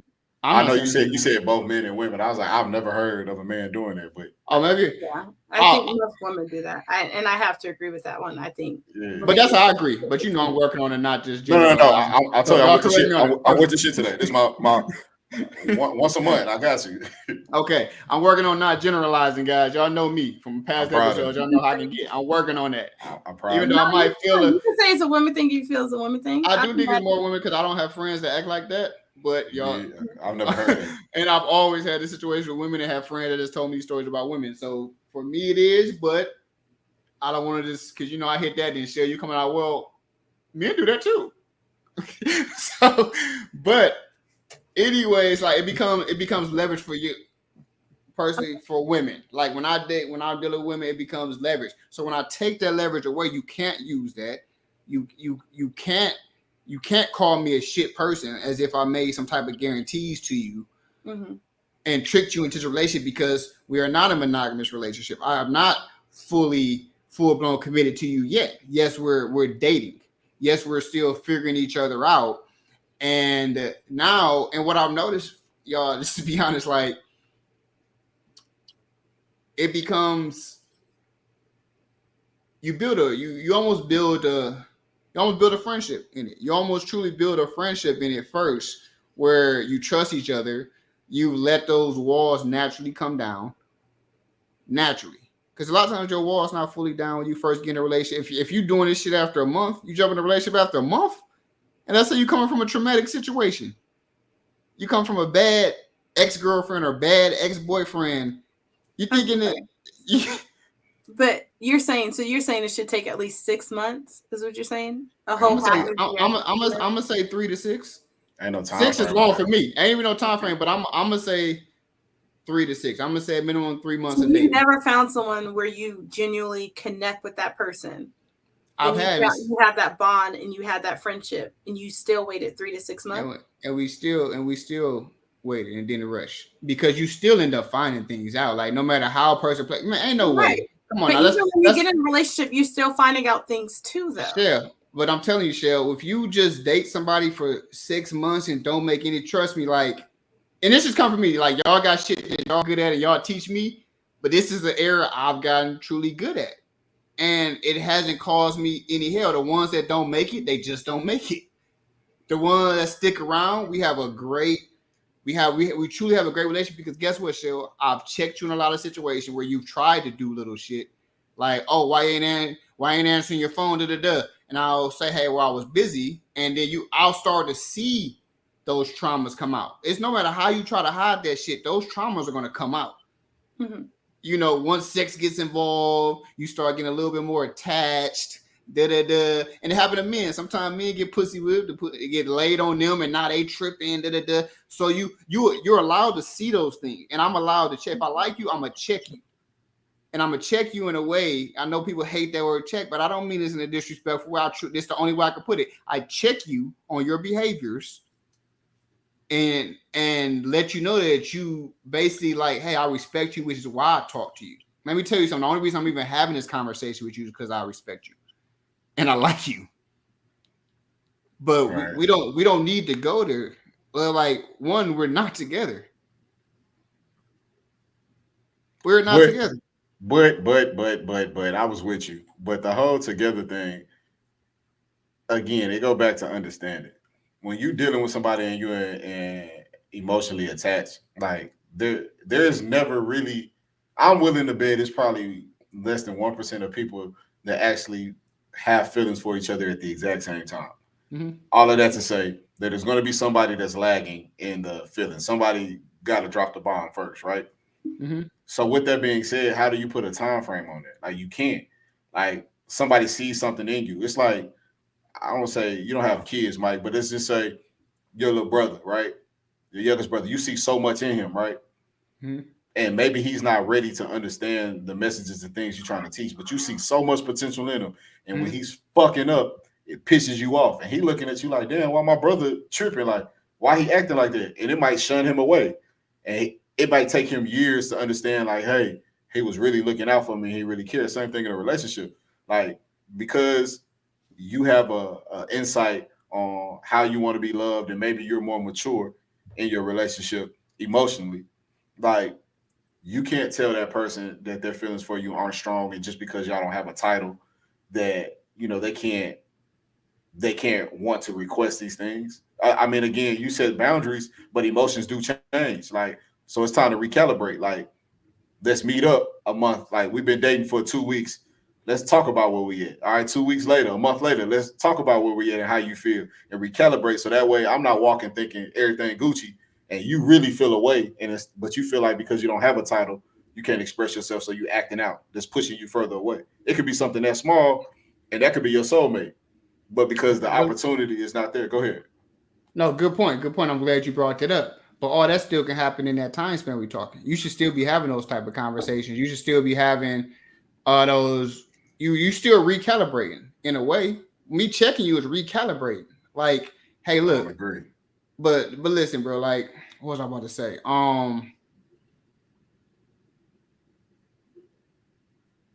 Let's say telling the person, well, let's just go for stats wise. So y'all don't agree. Let's just go stats wise. Let's just go to true stats. You can go look up. How long does it take? How many? There's only a small amount of people that take a full break from dating. I can almost guarantee. Most people go in and out of relationships. I can almost guarantee most people aren't waiting a year before the next one. Why does it have to be a year though? Like Why is recovery time. that? If you tear a muscle, right? Let's say dating is a muscle. You tear your hamstring. Use myself for example. They say it's three months minimum if you tear your hamstring. Like, you get what I'm saying? I came back in 2. Like, just because that was put on, like, that's a standard, doesn't mean that it necessarily worked for me. So in a relationship, if I could be over it, say I'm super self-reflective, I can look at myself and say, hey, you know what? I did this shit wrong. This is what I need to work on. Boom. Let's see if I fix these things. It might not take me a month. It might not take me a year. It might take me 2 weeks. You can't put your standards, just like we get mad. We get mad because we talk about when women say, oh, well, I'm gonna wait 60, 90 days before I have sex with them. And what do we say? Don't waste your time, because we're gonna hit 90 days, and if I don't like you, I'm gone. You know what I'm saying? Or we can have sex day one, and I spend the rest of my life with you. Like, them time frames you can't put on different individuals. You can't put on everyone, but you got to go off the numbers on what the higher percentage is. So yeah, there are people that, yeah, we can sit there and make that case for anything though, bro. But we're just going off what the majority and what the higher percentage is saying. And it's just this stuff that's coming from like therapists. Like, hey, if you dated for, I think they say for every year, it's a certain amount of months you should wait before you get into another relationship. That's therapist type stuff. That's numbers based on true mental health. stuff, right? So let's add in, okay, you got a relationship, whether you got ended good or bad. If you was in a really good relationship and it ended, you're gonna have certain traumas from that on things you probably miss. Almost like somebody, I ain't gonna say it's the same as somebody dying, but it's somebody that you took very special to you and close to your heart that ends up leaving your life. That creates, a certain type of trauma as well. So I mean, if you look up a number, Cheryl, you can Google. I mean, you want to Google it for us, Cheryl? Like, what's the numbers on how long they say you should wait after getting out of a relationship? Like, that shit gonna pop right up. It's like mental health type talk. But so if you just base it off that, you should be waiting anyways. You should be you should be allowing yourself, because going back to what you say, bro, like, hey, they said it's gonna take me 3 months. I came back in 2. Okay, but we also had to talk when you make certain movements where that's how that shit feel as well. So is it truly fully healed, or is it just feeling better? And sometimes feeling better isn't enough, because you still, little things start happening. You start getting tweaks, right? Oh, damn, you make one little boom that you used to can do, and now that hamstring or that injured ankle, oh, you felt this, you tweak it. You end up tweaking that injury. So now you get into this dating phase and you feel better. Because trust me, bro, in them situations, I felt better and felt like I wanted to cross that line. I felt like I wanted to, okay, cool. This looking good. Mike, I've been there too. Yeah. 3 months after a long-term relationship. So for every year. All right, let me ask you a question. That's not for every year. That's 3 months for long term. I'm saying go into more detail of it. It is when it says for every year. It's not like 5 years, wait 3 months. Trust me. It's like for every year. Go ahead, bro. I'm gonna ask you a question, right? So it's this TV show. I can't think of the name of it. Steve Harvey is a part of Family Feud, I think is what they call it, right? Mm-hmm. And then on Family Feud, they got like a number of questions. They ask like 100 people, right? Uh-huh. Y'all following me? And when you see some of the answers, you probably staring at your screen like, what 100 motherfuckers did they ask? Because I don't really see none of that shit. That's true. I don't give a fuck about what them numbers said. They ain't asked me. You know what I'm saying? That's what I'm saying. You the monogamy. I'm the monogamy. What? What is it? The monogamy? What is it? I can't say the word. Damn, we all fucked. The monopoly. But you say this all the time, bro. You say this to Shell. You say that to you say to a lot of people, like you got to take yourself out of the equation because you're a little different. No, you're the other 10%. You're that 1%. It's like there's 1% of millionaires, like whatever that number is. I would agree, Mike. But what I'm saying is, we talk about all the time that black men and women are really getting into the mental health. That's not our culture thing. So you're talking about there's therapists saying these things. They didn't ask us this. You get what I'm saying? That's not a us thing. We're new to this. So them studies don't reflect us. Bro, all I'm saying is I'm not seeing a lot of relationship last. So it can't be working. But they're not lasting. The relationship has nothing to do based off of leaving and going out another relationship. You can take Mike, you can take 6 months. If you're not self-reflecting, you're going to do the same shit. You can take 8 years. If you didn't self-reflect, so if I sit there for 8 years and I still don't change my train of thought, I feel better. I've healed from the hurt that this person has caused me. Mm-hmm. But I'm still about to go right back into this relationship and do the exact same shit. There has to be action behind the time frame. Don't mean shit. It's about how you shouldn't go. I don't care if you took 6 months off a date and you still shouldn't. When you meet the next person, go right into that relationship. I'm still saying date them for a minute. Like, I'm not saying like, hey, go take this 6 month break, date somebody and jump right into that shit. I'm still, even if you took this 6 month break this year, 2 years from dating, the next person you date, get to know that person, because you do start learning things. That why waste that time like jumping into that? Because you could be dating multiple people. There's nothing wrong to me going on dates with multiple. I'm not saying fucking multiple people and just being a hoe. I'm saying you might just be fucking one of them, but you're still dating multiples. You might be fucking them all. I don't care. Whatever it is you do, you're dating people because the reason you're dating is because you're trying to figure out what you like. Right. So you might go around and rush into something and miss your soul. What if you rush into something and miss your soulmate? Miss your soulmate. Maybe you had a few numbers, you went on a few dates, and you jump into this one a little too quick because you like this person and you start liking this person a lot. But if you would have waited a little, dated them a little bit longer, you would have found out they do this, this, and that. Oh shit, I see how they react to this now. Oh, you weren't doing that before. Oh, because you didn't give yourself a chance to notice they was doing that shit. They might not have done that shit, Mike. People change. That's my point. Like being a relationship person, this is where I'm gonna step up and put my foot down. That's why you're saying what you're saying. Being a relationship person, Mike, people change. Especially like if I look at myself and who I was initially, I wasn't shit for a long time. Like I'll be the first person to tell you this shit. I had to grow. And then once I realized I grew, this is when I realized that I grew as a person. Is when I made the changes that needed to be changed in my life, and I understood that everybody wasn't going to be receptive to it. My change, they might not see the change in me. That's when I knew I grew. At first, I thought I grew just because I changed my actions and I didn't like how people treated me. I just was like, oh, you should erase all the shit that I've done previous. Like, no, that's not how that works. But I took the time out to grow. There are a lot of people that do not do that, Mike. They sit down, they wait, they chill. And in a relationship, if I grow and you didn't grow while I'm growing, I'm leaving you. Like, there's no place for us to go. We have to grow. We have to match growth because it dies. Once you stop growing in life, you're dead. So in a relationship, why is it any different? Like, that person has to keep up with you and grow. So that's what I'm saying. I should, but the saying that you shouldn't be dating somebody that's fully off of where you at, bro. Like that's a you're gonna catch so much shit. You can, but you can determine whether you date this person committed or not. You could determine whether you put up with that shit and keep dating around. Mike, when Killer died, bro, I felt like I was up here. When Killer passed, I was a zombie nigga for damn near 2 years. You get what I'm saying? That changed. It changed who I was as a person. So yeah, these individuals did fucked up shit while I was in a relationship with them, but there was a lot of shit that I look back and was like, damn, like I could have done this differently. Like I could have forces because I wasn't growing. They were growing financially, they were growing emotionally, spiritually, and I was stuck. I was a zombie going through the motions. I can't put that on them. I'm not saying you put on. That's you. That's my point. That's a beat. But you're saying dating somebody. I was the person for them during the time. Like I was above emotionally, spiritually, and financially. I was above them. They grew.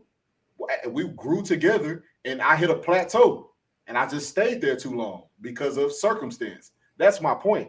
We were already in a relationship. We had been in a relationship for years, and something happened. That's my point. I'm saying people change, and growth turns people, and situations turn people left or right. Does it not mean that you're supposed to hold out because you were supposed to see that within them initially? No, that's not how that works. What is holding out going to change, though, bro? What is holding out? What is holding out? But you're proving my point. We would be making the same point if you say that. You said all I'm saying is date. You said you're supposed to wait. You said you're supposed to wait.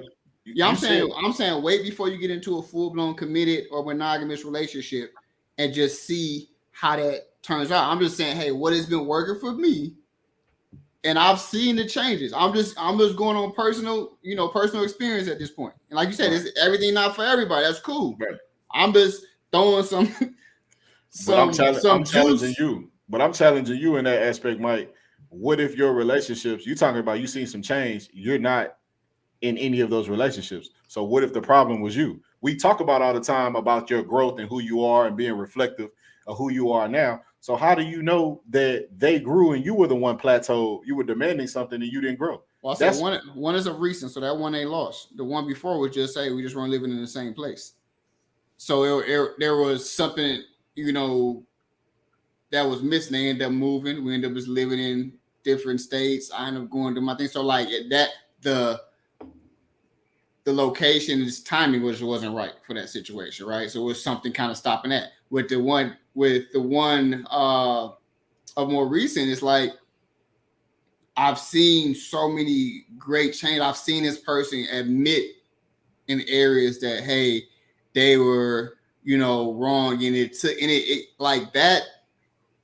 Because most people are relationship people. Let's just make that. Most people are relationship people. Even this person is. So one of the things that hurt their most is just like almost wondering like why it wasn't getting there. And the reason I'm saying is like, hey, I just don't feel like you're ready. But also, hey, I don't feel like I'm ready yet as well. So that's been happening just for all this time, right? And now it's in a space where we're in a really, just a really good place. Like this is a recent. I mean, you just had this talk. It's just a recent of this good space because, like, bam, like all this shit you've been fighting and all this unnecessary shit that's been done. The fact that, because like I told you, I look at it as like a promotion, right? And I'm not saying that's just my best comparison. I'm not saying, hey, you getting promoted, That's my best way of putting it, right? I look at it as like a promotion or a reward to take that next step for both of us. It's not just, hey, I'm the reward. Hey, if you do this right, you get here. I've also made certain type of changes as well, just by having these communications in this time, by making corrections in them. They also have made corrections as me as well. There's areas where I slip at. I've been able to have conversations with my friends and see where I slip at. It's like all these things you end up growing, all these areas you end up growing in, as opposed to getting in a situation and you have fucked up shit happen early, right? And it kills the relationship before the relationship even has a chance to really start, because you had all this negative shit happen the first 6 months of your relationship that just came from you not being ready, them not being ready. And now even when y'all get on a good place, you still got this big ass scar from back here still trying to heal. So now this good place don't even feel that good. As opposed to, hey, we had all this shit worked out when we got into it.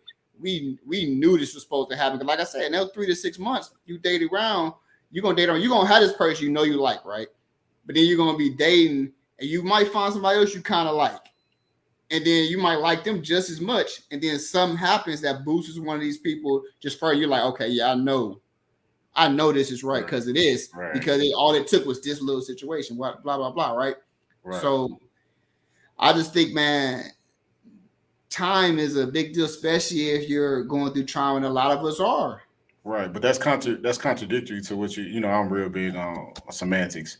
But you say all the time, right, that when women get a title, things change. Correct. Right? So if you know that things are going to change once they get the title, why not get it out the way and see who they are? Because I'm saying when you're just dating that time, you don't give them that title, bro. One, you're making, because once people get that title, like I said, like you even admitted earlier, it becomes leverage. And normally and usually women do it. You agreed to that earlier, right? Yeah, I agree. Okay. So when they get that title, it becomes a sense of feeling as if they have this right. Yeah, I understand it. But just do back. Yeah, I get to the point. Okay, I understand it. You don't got to explain it. Go ahead. I want, because I see you wiggling. I want you to say, you said that once they get this leverage, they act a certain way. My question is, if you know that they act a certain way, why would I wait to give them that title for them to act a certain way? Why would I not figure that out up front? Why would I just? That's what you're doing in the dating space, though, bro. Because sometimes, like you said, they don't have a title. What did you? Okay, when you take that away, bro, I'm telling you, it takes away that leverage. So now you're truly committed. You want to stay around because you truly want to fuck with this person. Y'all are friends. You truly just want to be friends. You're getting to know a person. You're getting to know what they do and don't like. And if this becomes a reward, a relationship is what you truly want from this person, you're going to correct those things. Personally and that person. If a relationship is truly what you want from this person, you're going to correct those things. That's the promotion. Okay, if you could do these things, hey, I'm not with that. You're not with this, I see. So we either going to stop talking and move on, or those things are going to be corrected. Boom, one thing gets corrected. Y'all keep talking. Few things come back. You got to correct it a few times because people are going through traumatic shit. And you have to correct them in time. Then people know what you're going through. You end up learning what you're going through, and lets them know if they even want to deal.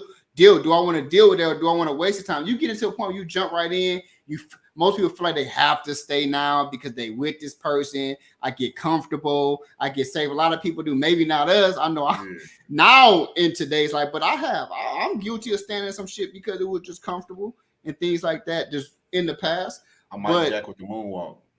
I'm not standing for. I might jack with the moonwalk, bro. I'm not going through unnecessary bullshit. I don't care how much I love you and care about you. I choose me, and I love me enough to not put myself through no toxic bullshit to where I'm put in a situation to where I act out of anger, in an uncharacteristic moment, and here we are. I'm not going to dim my light to just be in a relationship. Like, I don't care who that's with, like, at all. With Jesus Christ, like, if that's the case, it's not going to happen. So my point of what I'm saying, Mike, back to what you were saying, you saying all of that stuff that I agree with, but what I don't understand is how you put a time frame on when you're going to give somebody this, but you're saying even when you go through all of that, you're gonna get the title. They're gonna get the title, and there's still gonna be more bullshit that you deal with based off of them getting the title. It shouldn't though. Then that contradicts everything that you're saying. How does that contradict what I'm saying? I'm saying you say women get titles because I'm working off a past dating experience. Like I said, I've done this with 2 women. But you said it worked. It's not whatever.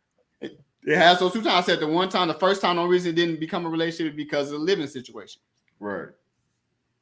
And this time it's going pretty good. Which accountability wise, living situation, if not you, but I'm saying anybody in that situation as a man, living situation, if we are successful in our careers and past, then that shit don't even gotta matter. That don't matter. Well, that could be that. Move. That could be that. If I make enough money, but that's I mean, the average American ain't making good money like that. So let's just say we're on a general space. We just giving this advice to the norm. Right. Because not many people like us, bro. Gotta understand.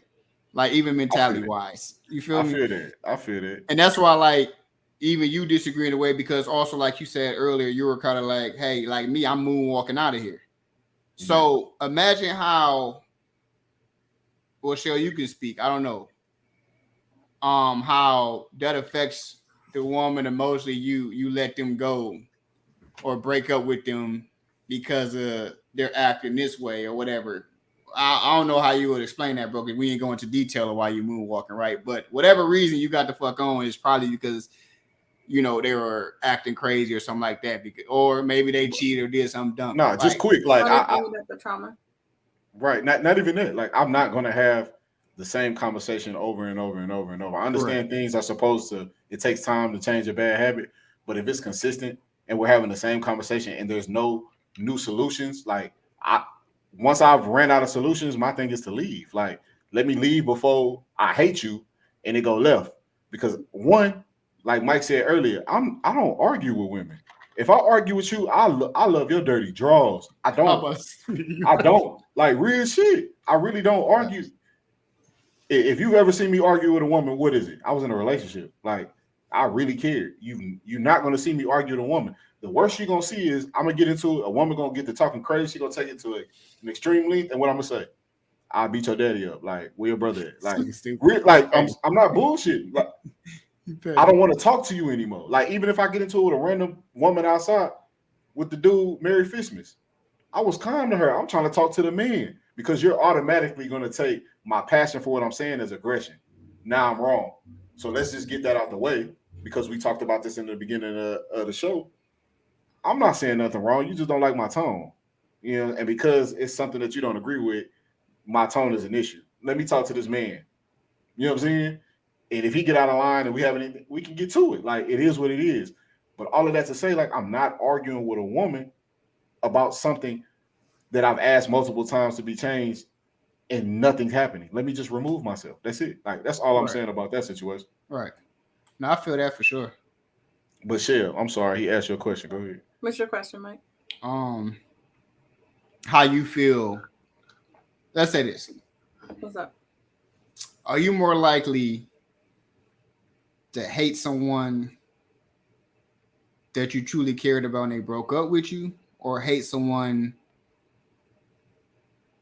you know, y'all was cool and y'all just found out, nah, this dating thing probably wouldn't be for us, and y'all just didn't date, but y'all, well, I think that answered my question actually.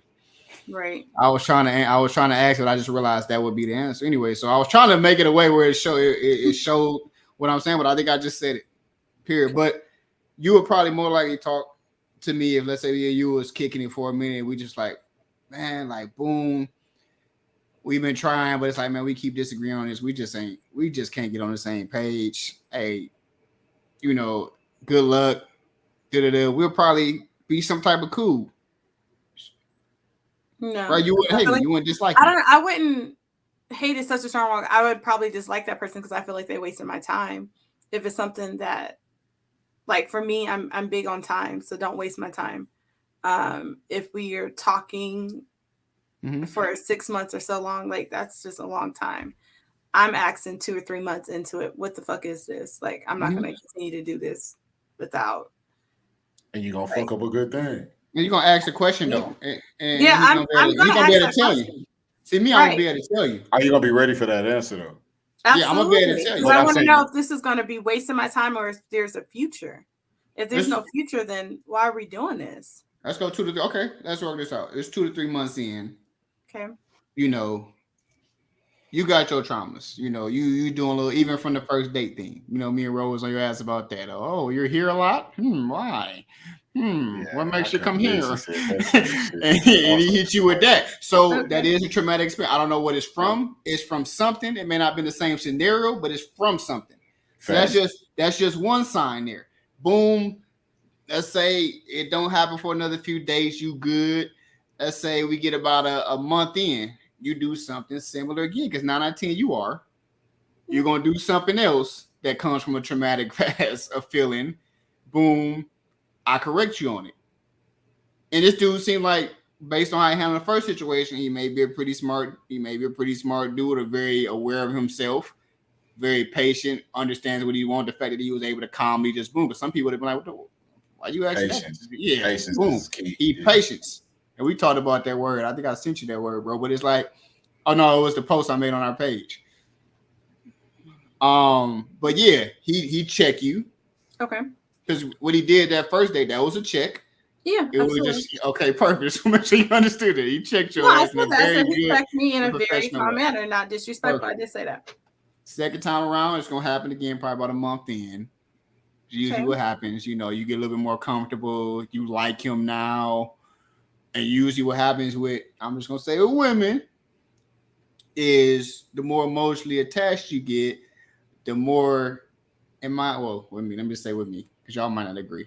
Because y'all be tricking me. But for me, you start getting a little bit more emotionally attached. Let's say we have sex by now. It's a month in, we didn't have sex. You So you like wait. that. He's good. You like that. Now you like the dude, and he's good there as well. No Okay. Nelly shit. No Nelly shit. You like dude. He put it down. He put it down on your ass. Now you're like, okay, I liked him before. Now I almost love this nigga. God damn. He broke me off. And that is true. I'm talking, you damn near love this nigga. You can lie if you want, but you damn near love this nigga. So you at that peak moment, you like him. There's gonna be a time where you actually probably do something. The fact that you like him and you have a traumatic experience, you have this wall, you really don't even really want to like him this much. So you're already fighting this feeling. You don't want to be here again. You had a traumatic experience, bad breakup. You're like, fuck, I'm about to like him. It's just gonna end bad again. Whatever's going through your head, you scared of going forward with this, right? So you bring up another situation, some of that trauma shit come out because now you feel like you're in a vulnerable situation because you like him a lot. And you do some more trauma shit, he does something and it reminds you of some shit an ex did. Or the fact that you like this dude reminds you on how you was vulnerable with your ex. And he broke your heart, and now you feel like you about to get vulnerable with this guy. And you scared to get your heart broken again. So at some point you're gonna do some shit that has all to do with your emotions, and you're gonna spurt something out. You're just gonna be, for any reason, he out partying with his boys, and you gonna try to make some type of reason up on why you're mad about that. Oh shit. All right. Last thing, we're gonna end on this, Shell. After this point here, we're gonna end it. We coming up on 2 What y'all laughing for that? No, I was laughing at something. But you liking to do, you're gonna end up doing something again. This is my experience with me. I know I'm just old enough to know you're doing it because you like me. So okay. I'm a little bit more patient, a little bit more calm these days with it. But you're gonna do something else where he has to check you again. And you are. That's just how it works. You're gonna do something else that's gonna make him have to check you again. And but the fact that you like him, you probably gonna listen to him, you probably gonna get mad, like Rose saying earlier, he gonna say this is what you're doing, you're gonna claim you're not doing it, y'all gonna argue a little bit about it, you're gonna claim you only doing this because he doing this, you're gonna put it on him, you're not gonna take much accountability for it. It's gonna be you're acting this way because he acting this way, right? But if he's a smart man, he understands why you're doing it. Y'all keep dating and shit like that. And these things keep happening. You have to check him again. You just find like, look, we've had this conversation before. Maybe we just shouldn't do this at this time. Maybe we should just focus on ourselves. I want you to focus on yourself. I want you to you know, I know you've been telling me you have a lot going on. I want you to focus on your business, but hey, I still want to be friends. You know, I would still like to get there. It's gonna fuck you up. It's not you, it's me thing. It'll fuck anybody up. Yeah, Boy, but that's not don't what let me he's be in doing. love. Don't let me be in love, and you tell me take a break, bitch. Fuck you. Oh, this a whole write this down. This a whole other conversation. Hey, fuck you talking about? I don't know if that's the. I would like to get somebody white to say that. I don't know if it's a black thing, but boy, we don't like breaks. No, but I had. And I'm a break god, bro. Like I don't break. I'm done. But that's a problem though, because sometimes you might actually need that break. See, we the type to feel like, oh, we don't want to take a break so bad that we'll rather keep going, and eventually what's gonna happen to it because we didn't take this break. I'm about to dislike the fuck out of you now, and now we don't have a relationship at all. We don't talk. I wouldn't say dislike, but I hate you. Oh no, I wouldn't. No, I wouldn't. I don't hate. Listen, I've been there. I've been there in a marriage. It just I don't like breaks. Like they don't work. What's up with that marriage? Yeah, they don't work. They don't work. I feel about what? My ex didn't start doing like really hard shit until after we were separated. And he's done some fuckboy shit. Breaks don't work because people don't agree to have them. Yeah. That's the point. Somebody gonna say, all right, cool, and they really don't mean it. Right. They feel like, but once you say break up, or let's take a break, or XYZ, then you start seeing a motherfucker really trying. That's the shit I don't like. Don't start really trying to fix and have accountability because I say I'm finna fucking leave. Don't do that shit. Like, now I'm really ready to go because I shouldn't have to do that. And what's the next extreme I gotta go to get you to get some understanding? Why you get it all of a sudden now? You feel me? Like, that's why I don't like breaks. Nah, but you can take a break and come back. You can take a break and come back. Breaks can be a week. Breaks can be a week. It hurt.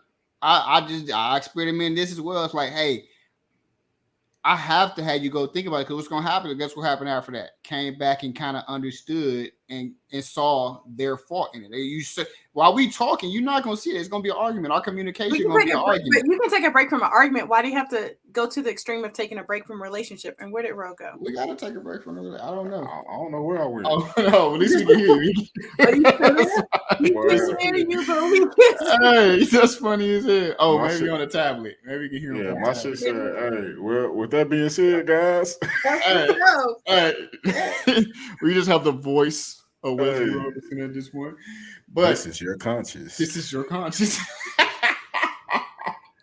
Hey, that's one of the funniest shit I've ever seen. Hey, bro, I don't know what happened. But Shell, we gonna end on that, folks. I want the crowd to hear about this break thing, and I want to almost bring this up probably next episode or some episode in the future on breaks and where that becomes. Those are important, y'all. That me time, I call that me time. Everybody needs it. But you're gonna kill each other.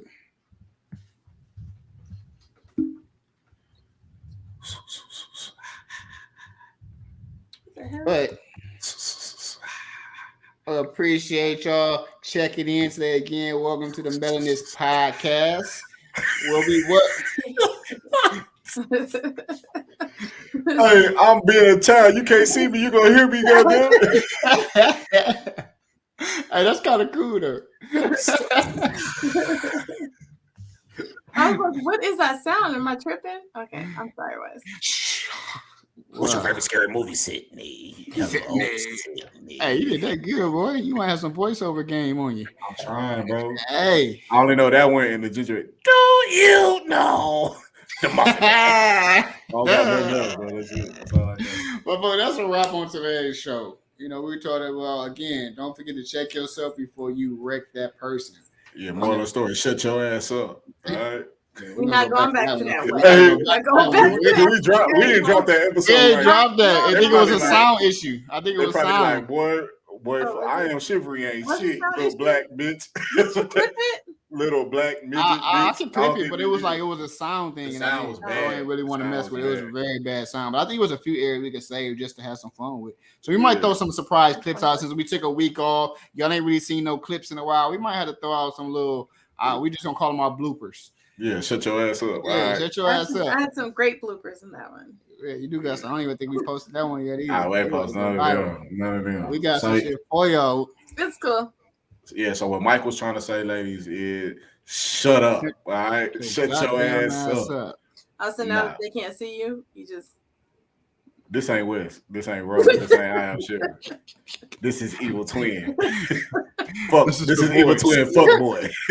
This is the voice. This is the voice of fuck boy. Shut your ass up. This is the voice of Malenist Pocast. No, it's not. No, it's not. No, it's not. The views of fuck boy do not represent the views of the Malenist Podcast. Hey, we might need to hold this segment. The invisible voice that talks shit. I kind of like this. This is your conscience. Hey, this is your conscience. It's the male's conscience. But no. Hey guys, thank you so much. I know you can't see me. You over there, Harlem shaking shell. Cool. Hey, I apologize. We're gonna put it on me. You know, I was out and this goofiness I ain't seen. I really talked to my people. This is the most that I got a chance to talk to them. So I acted a plum fool today, and I apologize for that. And it will be better. We will be more professional next week. But we had to iron out some kinks. We probably not. I ain't gonna hold you, but I'll be back. we'll be back. Shut up. Show ass up. Put them on full screen there, Mike. And that's a wrap. Let me see the voice. Put the voice on. So full screen. Mike, give him it's not you, Mike, because you playing too much. Shit, give them your social media. Let them know where they can find you, what you got going on. What I got coming up? I got my mental health retreat that I'm doing. Shells Universe. You can catch me IG, TikTok, Twitter, Shells Universe. Yeah, I got my mental health retreat and a whole bunch of trips. That's it. And your mental health retreat is all women, right? All women mental health retreat. We're doing it April 8th through 10th here in Dallas. I'm really excited about it. I have a guest speaker coming out, so I'm excited. I'm excited for you too. And if Mike and I can't come, we protesting. You've been shitting on me all day today, and now we can't come. This is bullshit. Now, when I open it up next year, because I want to do it really big, next year is going to be for men and women. It's going to really focus towards the Black community, so I'm excited. No, good deal. I'll bullshit aside. Let us know how we can support whatever we need to do to support you and those women that are going. You know, congrats. I think that's very, very, very important for you guys to do that. So let us know how we can help you. All right. Of course. Thank you. Let us know. What you got, Mike? Let us know. It's not your thing. Yeah, right. This one is a panty dropper. Whoa. Hey, that boy got talent. I've never seen nobody not hit one note right. Like he tap danced around every note. He had to have done that on purpose. Oh. Yeah, I'm not sure. And he can't dance. Look this up, man. Yeah, no, you don't have a dance battle, bro. You have to put that live. Why is that, champ? I'm on you. But yeah, you dance like your dad is a 2x4 and your mom is a Caucasian white woman named Karen. I'm talking about my mama. She's gonna see this and she will cuss you out. No, I don't want no smoke. I'm sorry, mama. Go ahead. She is vulgar. This is fuckboy. That's not Roe Wesley. I Am Sugar. He would never say that like that. All right, follow me on Instagram, The Mindset Champ. On Twitter is actually _Mindset Champ. Because somebody already had The Mindset Champ for some reason on Twitter. So I want to find them and fight them. But on Twitter is _Mindset Champ. But yeah, I do, man. Okay. Tweet. That's my shit. I didn't got on it, man, because I actually have an NFT now. I got 2 goats. Oh. 2 goat NFTs. So I'm on there just for that. Like literally like a bad NFT stock though. Coin. Oh, gold. Yeah, like NFTs. The shoes. No. I'm confused, bro. Yeah, we gotta learn, bro. You gotta come through, man. Next week or something, we gotta get you locked in and plugged in. Nigga start talking about a goat wearing J's, nigga. Y'all that's on them NFTs. Go follow me. I'm about to get my peoples on that too, though. But no, man, but I also want to give a special shout out to one of my good friends, Darrell Ross Brown, out there in Austin, Texas. He was the #1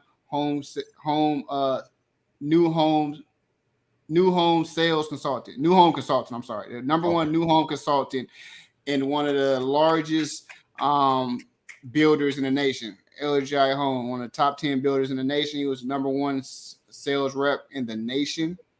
Got a big old bonus. Got a bunch of free stock with it. I think he did over 80 closings, something crazy, something ridiculous.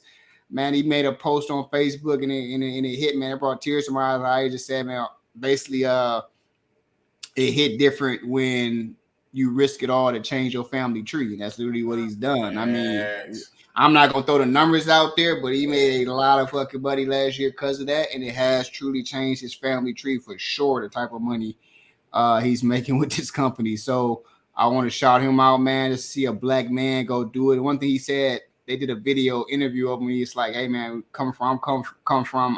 I wanted a role model basically, and the fact that I'm able to show the ones under me that I could be a role model without being a ball player, a rapper, or something major. Like I'm doing this just from working hard and busting my ass. I was able to, basically change my family tree based on just putting the work in. I've seen where he came from. I've seen him struggle. I've seen him sacrifice a lot, man. So to see him get to this point where, he's a young black and rich, I wanted to celebrate him for a minute, man.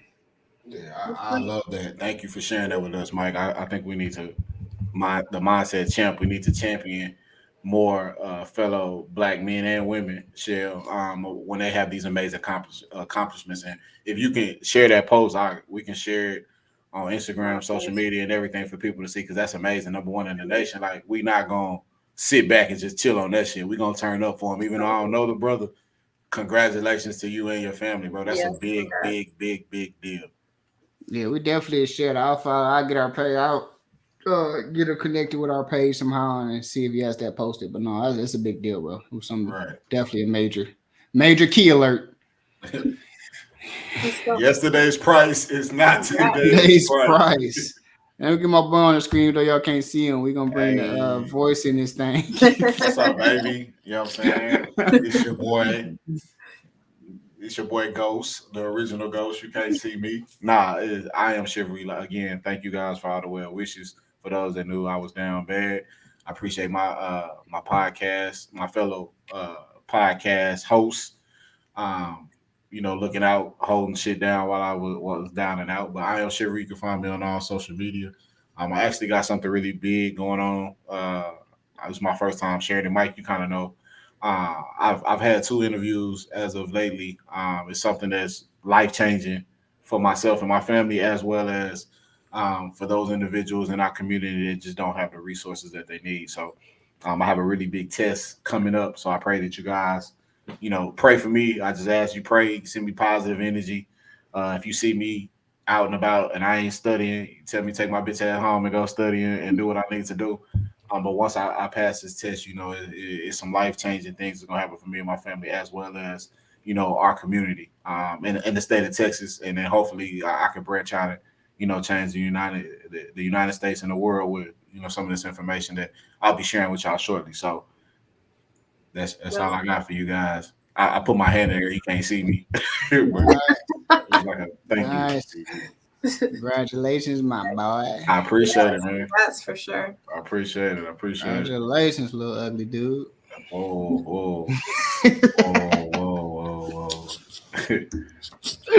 But no, that's it, man. I mean, y'all go follow us. There's the page, the Malenist Pocast on IG. Most of y'all probably are following us, but for some of our YouTube people that might just stop by, somehow ran into our stuff, go follow us. I hope you stay long enough to see this, or stay long enough to see the name of the podcast and went and checked us on IG anyways. Follow us, subscribe, and check in with us weekly.